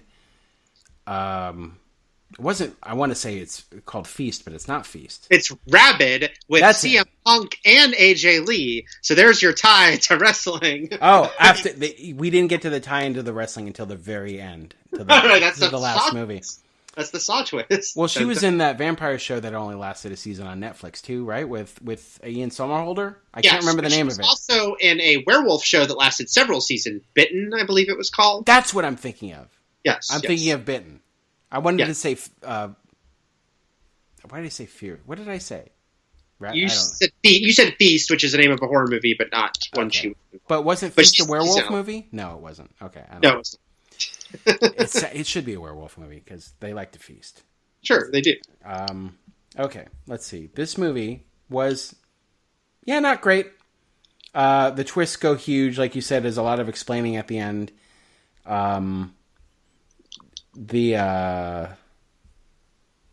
Some things are just kind of laughable too, and it's unclear at this point. Look, the movie did well. It's still because it had been 7 years at this point, and everyone's like, "Oh shit, they're doing it again." So it made $100 million off of $10 million. Yeah, for sure. Yeah. But they still decided not to move forward with Logan as the new Jigsaw. They just was like, "Well, I guess it ends here again." Until Chris Rock decided he wanted to revitalize it with a fresh new idea. So it's not like they were continuing this. Yeah, and of course, this movie, by actively deciding not to continue anything, you certainly didn't get more Dr. Gordon or an explanation for who those two guys were. One of them could have been Logan. We don't know, as far as like who else was he working with when he grabbed Hoffman at the end. Yeah, I don't know. There was a point when I was watching this movie again that I didn't remember it that well. I remember the two biggest twists. But I thought while I was watching this, I was like, is there a third twist? Is his daughter, does she not exist? I literally watched this movie thinking like, was he playing catch with like no one in the beginning? And was he like looking at a blank computer screen? And was he like sleeping next to no one? Like, does he not really have a daughter and she also died? Like, I thought she died. It's so funny you say that. I thought the same thing rewatching it. Like, did she die? Because it is interesting to find out that, I guess not, right? He just has a daughter. Like the new Jigsaw is got a sweet little girl. But I had the same thought rewatching it. And I was like, oh, that's cool. Yeah. I was like, because it seems so weird that they would show her actually that much, with no one else. Yeah. So anyway, and the fact that they kept mentioning that someone he loved died, we assumed it was his wife, but maybe it wasn't. I don't know. It's also weird that he and Halloran still have a weird working relationship, given that history between them. Right. Like that the guy that Halloran had let go, like, killed his wife. Right. Like, hey, how you doing, Logan? He's like, still wildly upset with you. Right. Not happy with you. This movie was directed by the Spierig brothers, who are a pair of German-Australian film directors. But the most interesting thing, and so like brand new to the series, the writers were brand new to the series, because the same writers had written a bunch of the sequels. What was it, like 4 through 7? Written by the same duo, but they did not return for this one. But the most interesting credit to me, Matt, that I did not catch the first time was it was edited by Kevin Grutert. Yeah. So Kevin Grutert, who edited all the movies until 6, directed the well-received 6, the ill-received 7, but we talked about was forced to do 7 and and made it akin to 9/11 nightmares. Somehow, whether it was that he actually just worked everything out with Lionsgate and the producers in the time between, or, people got to work, he came back to edit this movie. So I thought so it's not like he came back to his director, he came back to the editing capacity he'd done on the first 5 films. So that just was an interesting thing for me to note when I was looking at the credits of this. I'm going through my notes here just to see if I forgot anything, not that we need to actually talk about Jigsaw anymore, but I also forgot to mention that it's also very notable that game didn't have a timer. The trap with the 4 people, it didn't have any timer, and I think that was meant to also try to make it blend more into make you think it was happening in real time, Right. Right, it was never like. I feel like there might have been a timer early on, but yeah, you're right. There was not the ticking clock aspect that usually lasts for the entire. I do kind of wish, because they gave up on this halfway through, and I realized they did just for different reasons. But like, I like the idea of the chain dragging them through everything. Again, that's a huge elaborate trap for his first go around, because I feel like after that he's like, maybe I went too big too fast, because for my next trap I'm just gonna put two people in a room and give them a fucking hacksaw, like and I'm going to lay there very still. I think that sounds a lot better than what I just did, because this was a lot of work. Exhausting. Yeah.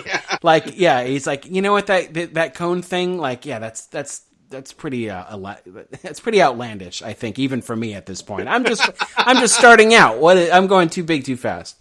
Right. So, yeah, that was Jigsaw. It was meant to sort of revitalize the series, and it did well, but it didn't continue the story. Like, I think it was also because I think this movie ended the series again. This is my opinion, because it did the same two twists. I think it just went back to the franchise's bread and butter, gave us the same two notable franchise twists that we've seen in different forms over the years. And again, they were like, okay, now we've got this new guy, but God, we already used up our apprentice and time twist. Like, we're done. Yeah. We're already done. Like, that's it, man. Like, now we've got Logan, who maybe or maybe not fans will be willing to follow, but we can't make people fucking think Jigsaw's alive again. Like, that's for fucking sure, you know? We should talk just briefly, because it will wrap up in a minute, but it's like, this movie tries to actively trick us into thinking, could Jigsaw have actually come back from the dead?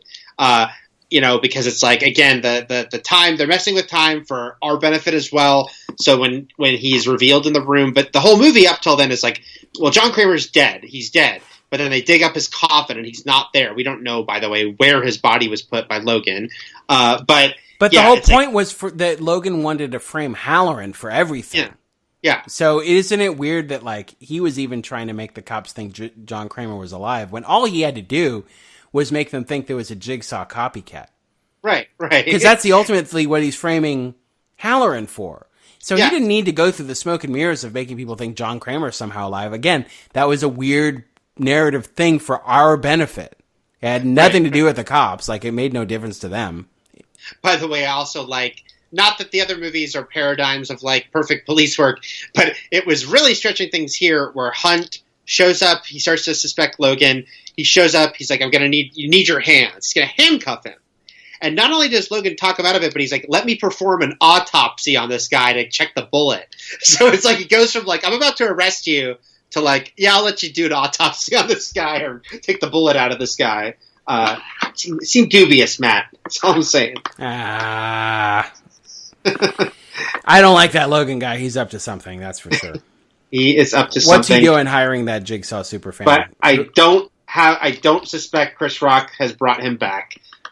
Maybe that's the whole thing. He's like, no, man, you guys were onto something with Logan, and I really want to follow through with this. I want to be part of the Logan verse. I watched Jigsaw, and I was like, what's Logan up to next? Yeah, what's his next trap? Is he going to emulate another trap? Yeah. I did like, Eleanor's just a funny character of, like, you know, the sexy coroner who's obsessed with death and John Kramer and has all tatted up. And, she's just got this insanely expensive studio where she's got all these traps, and she turned down the dream job in Cleveland.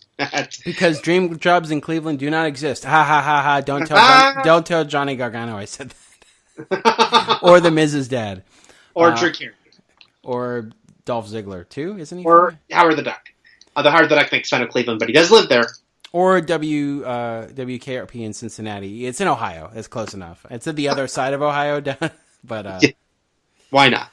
Or Family Ties. That's in Columbus, which is in the center of Ohio. But yeah, I do remember seeing this opening night, and that, you know, there was a reaction when, because it was mostly greeted with indifference at the end, but I do remember there was a reaction when, like, Tobin Bell shows up, who, by the way, he doesn't show up till about an hour in, but then he has way more to do than he did in Saw 3D. Like, he certainly has more of an impact, a presence in this movie than he did in Saw 3D. That's for sure. And I didn't talk to you about it last time, but on the was it the last Saw movie or the one before that? Anyway, watching the Voodoo special features, the special features they had, like the 52 traps features. It's like where the prop masters kind of go through most of the famous traps of the film, and but then there was one for this movie where or was it the last movie? Anyway, the whole point I'm trying to make is that Tobin Bell is really fascinating as an actor because he takes the role of Jigsaw, and I'm saying he's a dick about it or an asshole, but he really takes that role seriously. And he writes a lot of his own dialogue. He questions the dialogue. He's like, well, that doesn't make sense. Like, he really took ownership of that character in a way that, that you wouldn't maybe not assume a horror actor would do, but I feel like a lot more horror actors actually do that than we think.